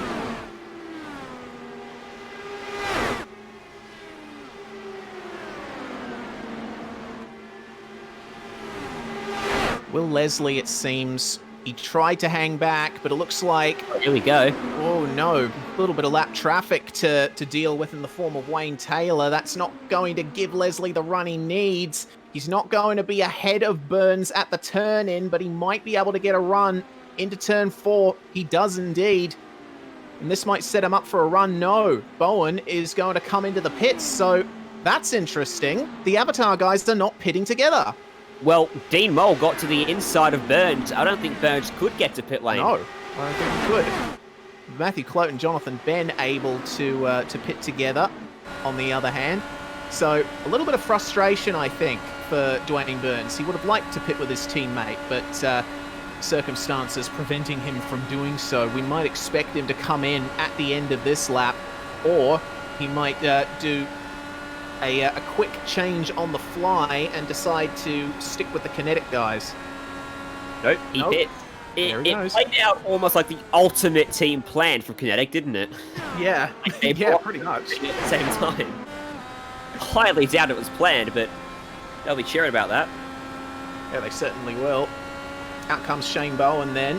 There's Skurlock. Yeah, right alongside Skurlock, in fact. So these guys all together, not losing a huge amount relative to each other. So the battle will resume between them. And that is a change for position, potentially almost. Dean Mole and Will Leslie. Mole led across the line on the last lap, but Leslie taking it right back, and these guys not electing to go for the pits this time. On the other hand, Dwayne Burns, having made his stop, just exiting. These guys are likely going to catch him. Yep. There's Bowen. He rejoined about the same place as Bowen did, so he should be able to sort in line. He can get a good slipstream. Yeah, he's well within draft range. Yeah, goes for the overtake on Skurlock there. That leaves Leslie, Mole, Newton, Stevens, your top 4 still out there on the racetrack. We'll wait and see what they do on the next lap, because they're not going for the pits again this time round. Mole going for the move on Leslie. It's Kinetic's turn to do the switch. Scott Newton as well, sitting in 3rd. He's been nice and consistent over the course of this stint. So is Daniel Stephen. Both of those guys, I think, could be dark horses coming towards the end of this one, as we've hit 150 laps of green flag running. 3/4 of the race. Not bad.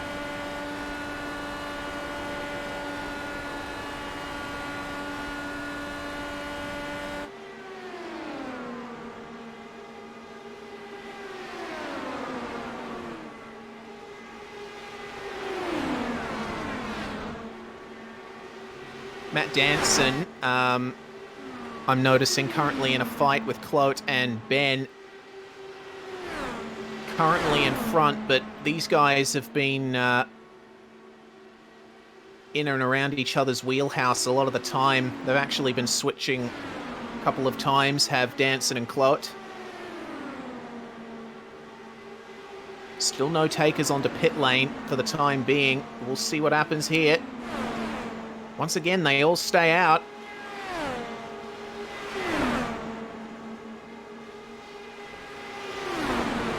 These guys going for a long stint, looking to short fuel their car in to the run to the finish.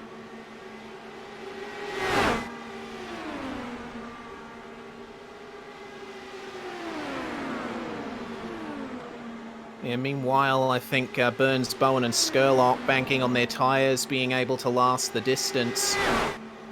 They'd be trying their best to take care of them in amongst all the switching and overtaking they're doing. But these guys, when they do eventually pit, are going to have beautiful fresh tyres. In comes Danson for his final stop, so does Shannon Hind.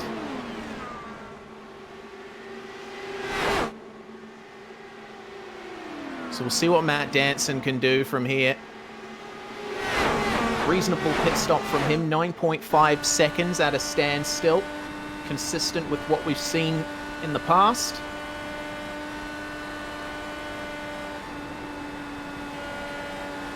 It looks like the transit time is all right too, 34.8 seconds, but unfortunately it's not going to help him in terms of his position. Another car coming into the pits, Chris Owen from 5th, and he is followed in by Harold Stadler.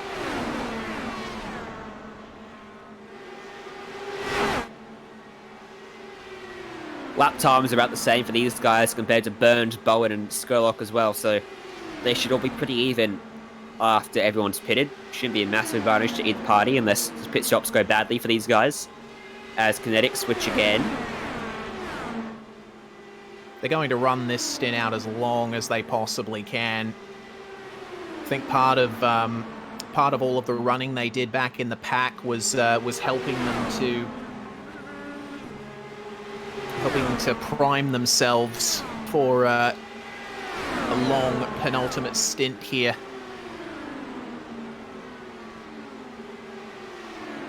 Stadler and Owen both out of the pits. Owen has come out with Bowen, with Burns, with Skurlock.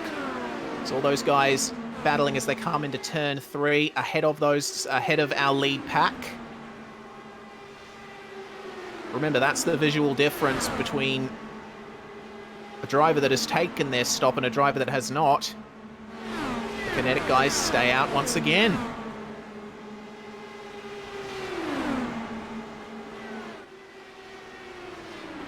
Tell you what, these guys have an absolutely rollicking battle here for 7th place. They're going to have a very short final stop if they don't take tyres. Yes, that is the question. So it looks like after all of that, if they decide not to take tyres, then it is going to be the likes of Burns, Owen, Skurlock. It's they're going to be at the best advantage, having a few lap younger tyres. Many lap younger tyres, in fact. Depends how big the advantage is from taking splash of fuel. Obviously, they're still got to transit the pit lane, but they'll be stationary for not very long at all. No green white check-ins for this event either, because it doesn't exist in IndyCar. So you know the race is going to finish at 200. Exactly right. Briefly 3 wide those guys went, and Owen, once again, his car is coming into play on the high side. Has an incredibly good setup for running up high on the banking at Indianapolis. 3 wide across the line. Let's do it. Let's go for it. He's going to go for the move here as Owen. Burns has no option but to back out there. He's going to be taken by Skurlock, potentially. So Chris Owen now at the front of this pack. Skurlock looking to carve his way forward for what very well could be the provisional race lead here. As Owen defends the inside down to turn 3 and keeps Bowen up high. Almost tagged the fence up there, the Avatar Auto Racing driver, as Skurlock will slip on by. Now Burns closes up and he looks to the inside as Owen again trying to shake that draft.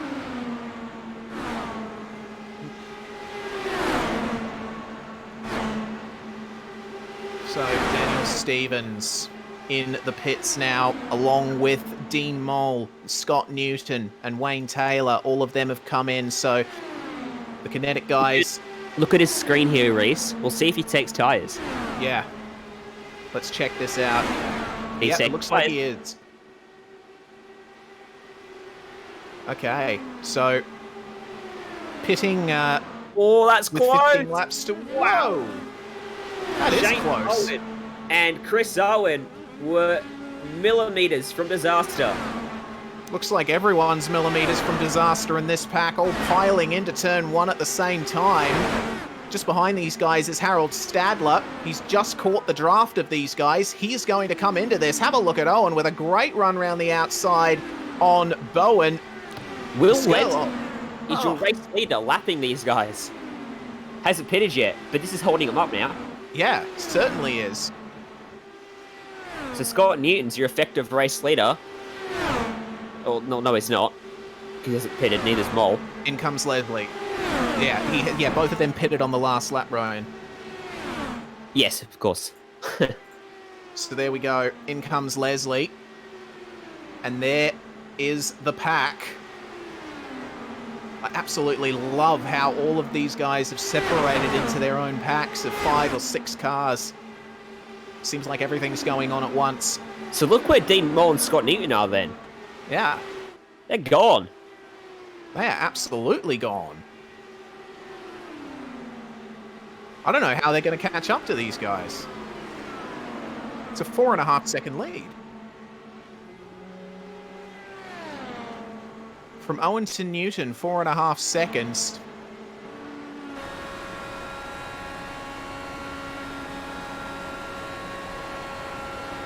So Daniel Stevens now taking the lead of that particular pack as now Leslie coming out of the pits and Mole with a great run down the straight. But Leslie is going to get up to speed very shortly, and it is now a 3-way fight for the lead of this Indianapolis 500. Scott Newton, who started all the way back in 7th, could be in contention for a dark horse race victory. Meanwhile, Leslie and Mole started 1 and 2 respectively. Oh, goodness me. Here we go. Scott Newton going all the way to the inside, not allowing Will Leslie an opportunity to make it 3 wide here. Check this behind them too. 2x2 on approach to turn 1 as you saw. This is a big train. There's so much energy in this little group that they could catch your race leaders. They certainly could. The amount of drafting, the amount of switching that's going on. And actually, the timing screens, they're half a second quicker. This is going to turn into a massive battle for the race lead if we stay green. Absolutely is. These guys do have the lapped car of Matthew Clowett in their midst as well, so Owen is going to be helped by this draft. Oh dear. Oh, careful guys. Could take the race lead here. Could Scott Newton? Very courageous move to go down the middle there.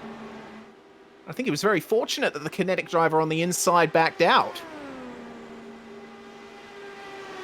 There's a few lapped cars in this little group behind. There's 3 of them, actually. Jonathan Ben, who almost makes contact, did make contact with Bowen down the straight. Matthew Clowett and Thomas O'Leary. This is going to get very confusing towards the end, I think. But we're all along for the ride. We're all having fun. And it's now within those final 12 laps of the race. Almost going 3 wide again, but it's kinetic 1-2 across the line. And almost 3 wide on the turn-in point. Be very careful, guys. We don't want this ending in tears. Being green for 160 laps. That's O'Leary and Skurlock. I was going to say door to door, but fender to fender. Side pod to side pod? Yeah. Wheel to wheel, even. Through goes Daniel Stevens on Chris Owen for the 5th spot. Oh, a little bit of bumping between the kinetic guys coming out of the final turn. That's potential drama. Dean Mole might be a little bit rattled, but Will Leslie stays behind down the straight, and they run line astern. These guys don't want to get into each other. They've worked so hard all race after qualifying at the front and being able to run at the front. They have to stay out of each other's way, but it's going to be so difficult with Newton there as the spanner in the works. As they started fighting behind, they stopped catching your 2 race leaders as well. Your 3 race leaders, I should say. The gap's stagnant at 3 seconds now. Yeah, so Chris Owen and Daniel Stevens running line astern with Owen getting the run down the front stretch. And is that O'Leary trying to get in on this as well? It's just draft after draft after draft around here. So 40.503 for Chris Owen, 40.608 for Dean Mole. These guys running consistently with the leaders, but they need to space themselves out a little bit. Stop trading so much. And they'll be able to get the run, but I just can't see how it would happen. We're going to come up now on 8 laps to go here. Leslie leads across the line, and Owen can see them off in the distance. And have a look at that. Almost empty track in front of Chris Owen, and bam, tons of cars. Gerlock split the middle there. He was very fortunate. He had to take a bit of a right-hand turn there as well. Shane Bowen is really struggling to keep the car glued to the bottom of the racetrack through these corners. He's drifting up, and it's causing a little bit of drama around him. Stevens and Owen now able to break away just a touch. Yeah. 2.8 to lead now. All right, so it's gradually coming down. Oh, 3 wide down the front stretch. Whoa! Scott Newton almost getting into the pit wall there. Covered off very courageously. We need side by side, honestly. Yeah, goodness me.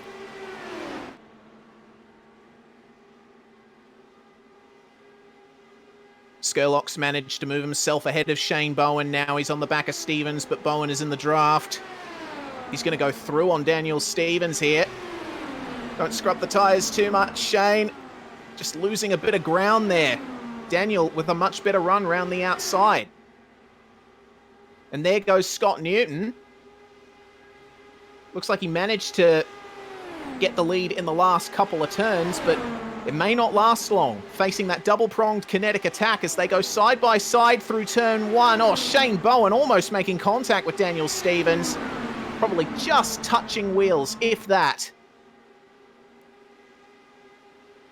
We're at the point now where you don't want a caution because it will finish under caution, I think. Yeah, looks like it might. If cautions last for something like 4 laps. So the drivers have to be very careful now. For the lead once again, Newton versus Leslie and Mole. Newton holds the inside. He's all the way down to the bottom of the racetrack, down the front stretch.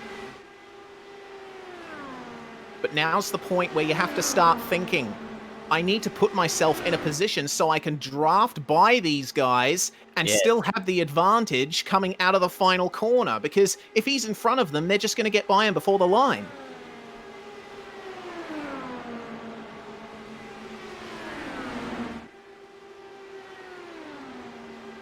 It's so tense watching this side by side.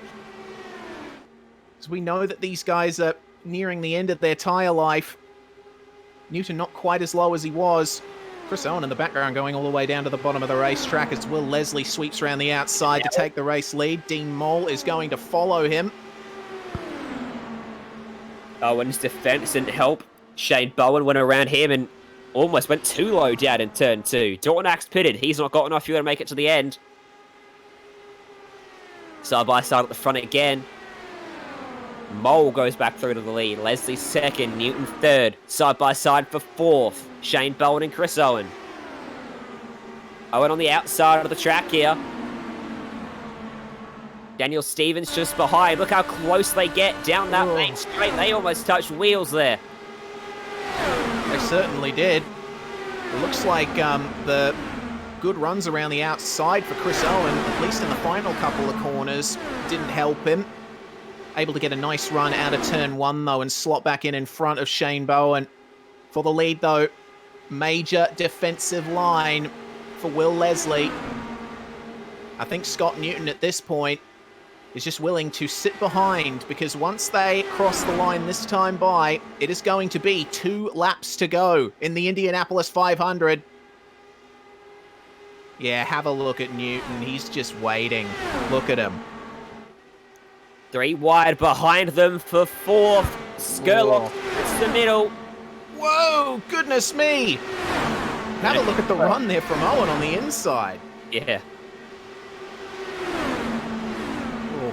almost touching Bowen and Skurlock. I think Newton's in the best spot here, getting a double toe when he hits the final lap.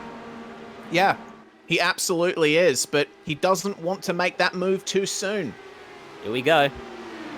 Here we go indeed. Out of the final corner then, the final lap of the International Majors, Indianapolis 500. The Kinetic teammates are side by side across the line. Newton tries to go for the move right on the bumper of Will Leslie. They're touched behind! They're crashing! Owen into the fence! Oh no, it's huge! There's going to be a caution! We're going to finish under caution! Final lap, no caution. We No. green race. No, we're not. We're staying green. Okay, cool. All right. But those guys have been taken completely out of contention now. Will Leslie leads into turn 3. Scott Newton holding the inside. Slipstream for Leslie. Yeah, good slipstream for Leslie.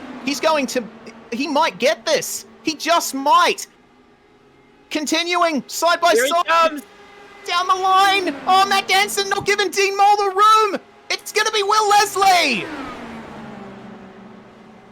What a finish between those guys! Kinetic 1-2. How happy must they be with that?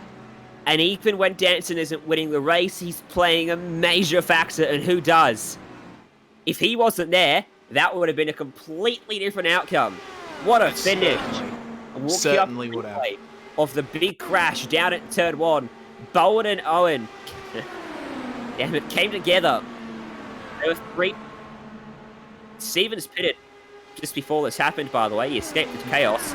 They were... Nope, there we go, Jay. They were 3 wide. They made contact. Oh. Owen fires the inside fence, collects Dwayne Burns, and then someone fired up into the cash fence.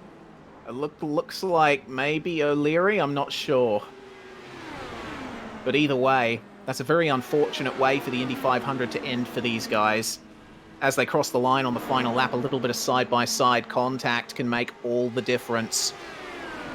And here is the finish once again. You see the pink car of Matt Danson up ahead of these guys, with Will Leslie in the lead. And he sticks briefly to that inside line. Mole thought he could get the run, but he decided not to go down the middle between his teammate and Danson. He wanted to try and go right down the bottom, but Danson was just too far left. He was getting a slipstream from Danson. He didn't get held up, I don't think. Righto. He would have kept his foot in it 100%, no matter what, coming to the finish Indy 500. He just couldn't quite get there. The slipstream from Danson helped him along, but you see there, he didn't even get to the back of him. Just didn't quite have enough time before that start-finish line. So that's half a car length between them at the very end. An excellent finish, and all under majority green flag conditions as well. How good. Celebratory donuts for Will Leslie on the front stretch as we look at our race results. That's the guy in front at the top of the timesheets in the number 55, Mr. Leslie for Kinetic. Dean Mole comes home in second, 0.022 seconds behind to make it a Kinetic 1-2. Scott Newton completes the podium after starting in 7th. Michael Skurlock, perhaps one of the best runs in the entire field, started at the very back and finishes in 4th place, but he could have been in contention for victory, certainly. Shane Bowen and Harold Stadler are going to complete the top 6, and tell you what, that result for Stadler, especially with Daniel Stevens taking the pit stop on the last lap, is going to help him in the Legends Championship. Burns, Danson, Stevens, and Owen round out the top 10. Chris Owen finishes a lap down after having to take a toe back to pit lane. Why isn't... Hey, Reese? Yes, Ryan. iRacing results, do they line up with the graphic there? They do. Cameron Dance in 11th, Jonathan Ben in 12th, with Christopher Norton, Matthew Clote, and Mirko Dortanac rounding out the top 15, with O'Leary, Hind, Taylor, Bell, and King all coming home to round out the top 20, and those were the last finishes, because Philip Morton and Vernon Wiley both retiring from this one.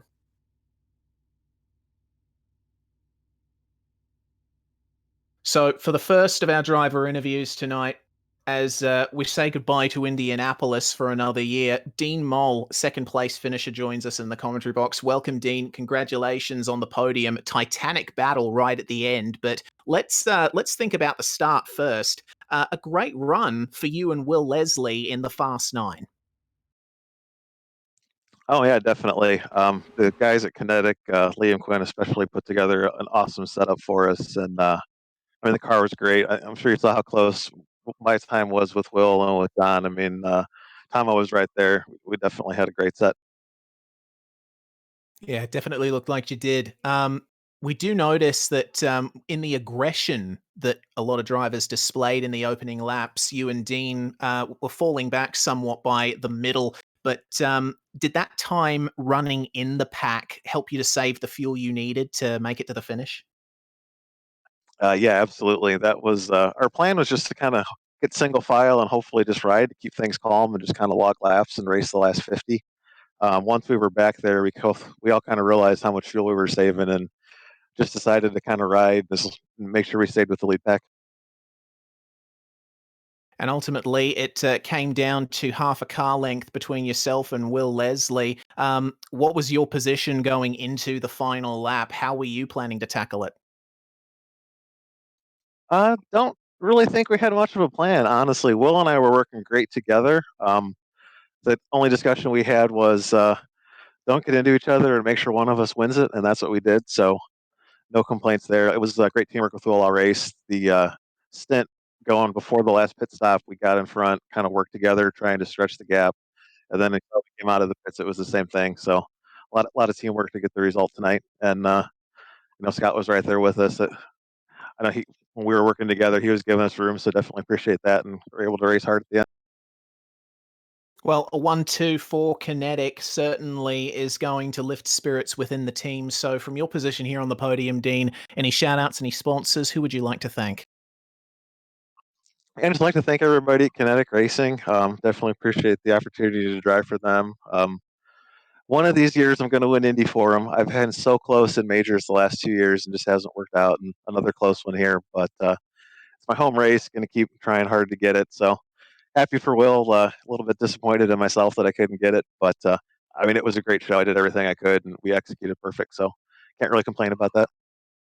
Fingers crossed for next year, Dean. Thank you very much for joining us in the commentary box.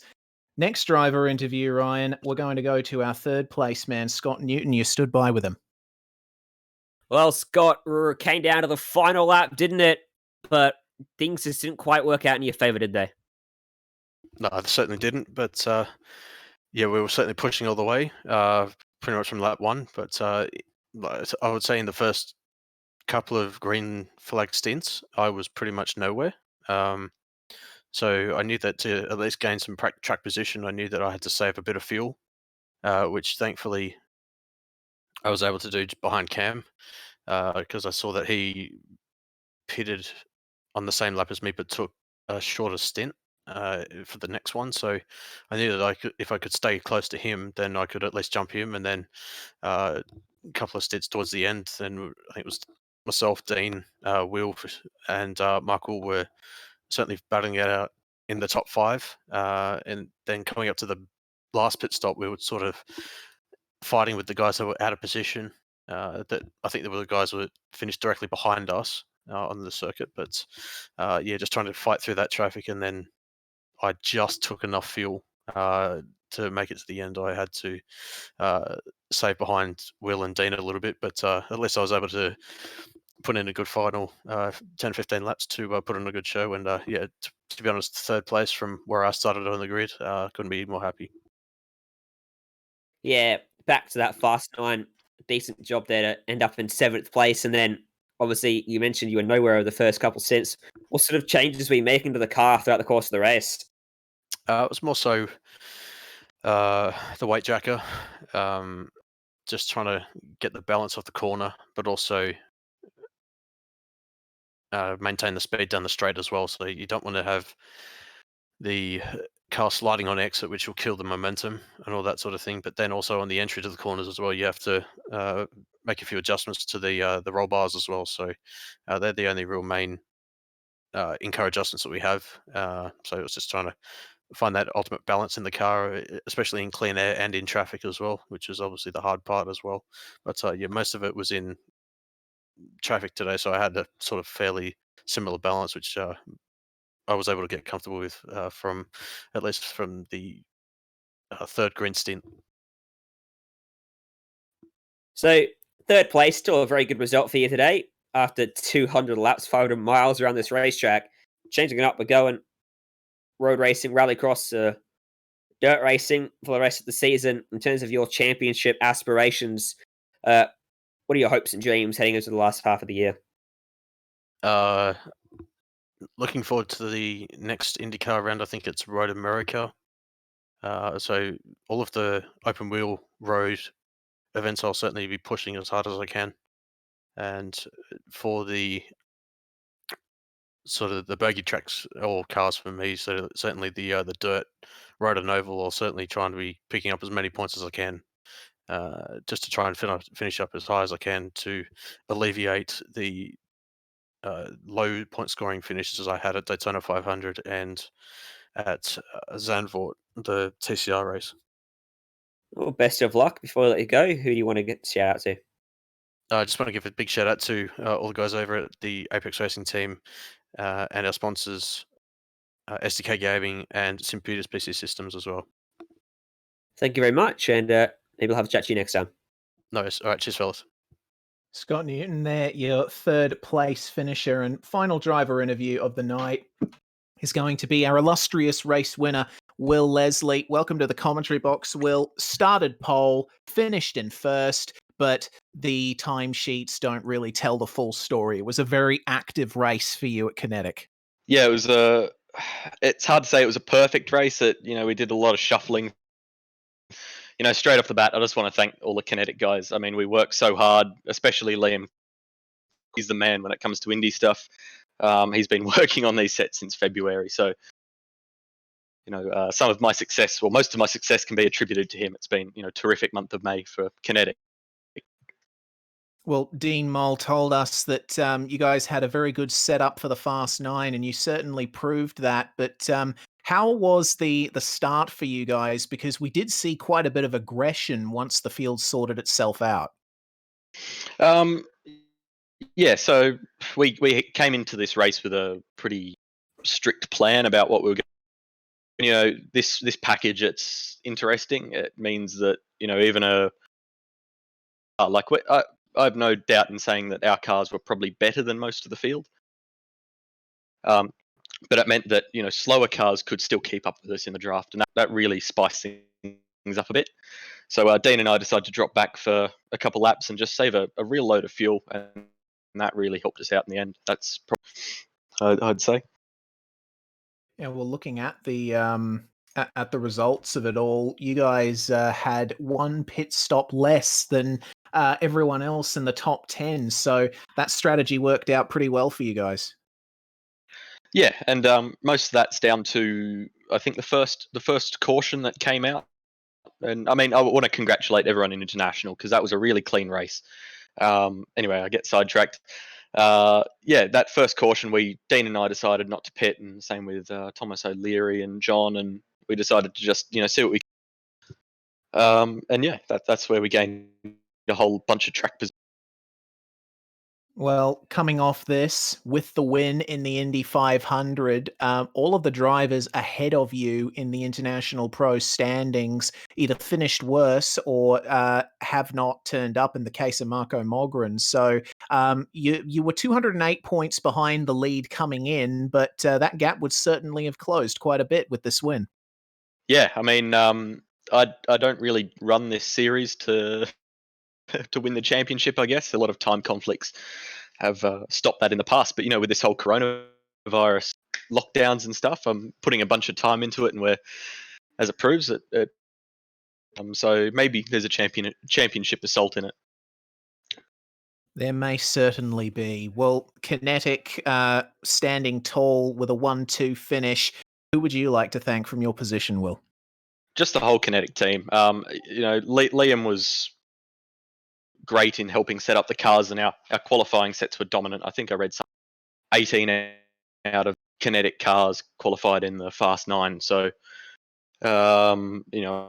across all the regions. So that's yeah. Apart from that, the whole Kinetic team, and Dean was really respectful towards the end there, and we raced hard, but raced. It's a terrific result for the team.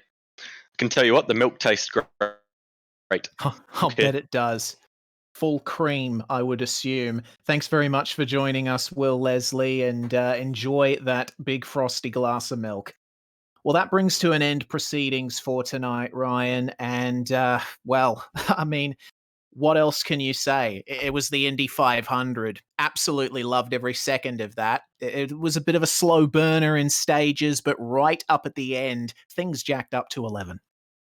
Yeah, it was a fantastic race. I was really surprised how long we had green over half the race, over 3/4 of the race, green, all in one massive run towards the early, middle, latter stages of the event, which is fantastic. Strategy came into play and fantastic scrap to the end for not just first, second, third, but for the minor placings too. Exactly right. So Kinetic 1-2 with Scott Newton finishing on the podium. It's going to set Kinetic up well for the next race in the Majors series, which is on the 7th of June. That is the 2.4 hours of Le Mans in all of the Le Mans cars, the Audi R18 and Porsche LMP1 hybrids, the HPD LMP2, and the 4 GTE cars, all around Le Mans for 2 hours and 25 minutes. We hope you join us for that on the iRacing Esports Network. But for now, it's time for us to say goodbye here at SimSpeed TV. My name is Reese Gardner, Ryan Jones alongside me, and Jay Kennedy on cameras. We'll see you next time for Le Mans.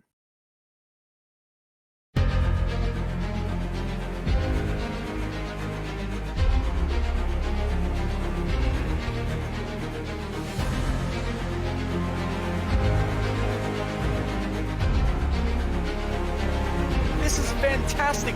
This is GT racing right now. He's got traction, he's got rid of the outside of both of them! Maloney!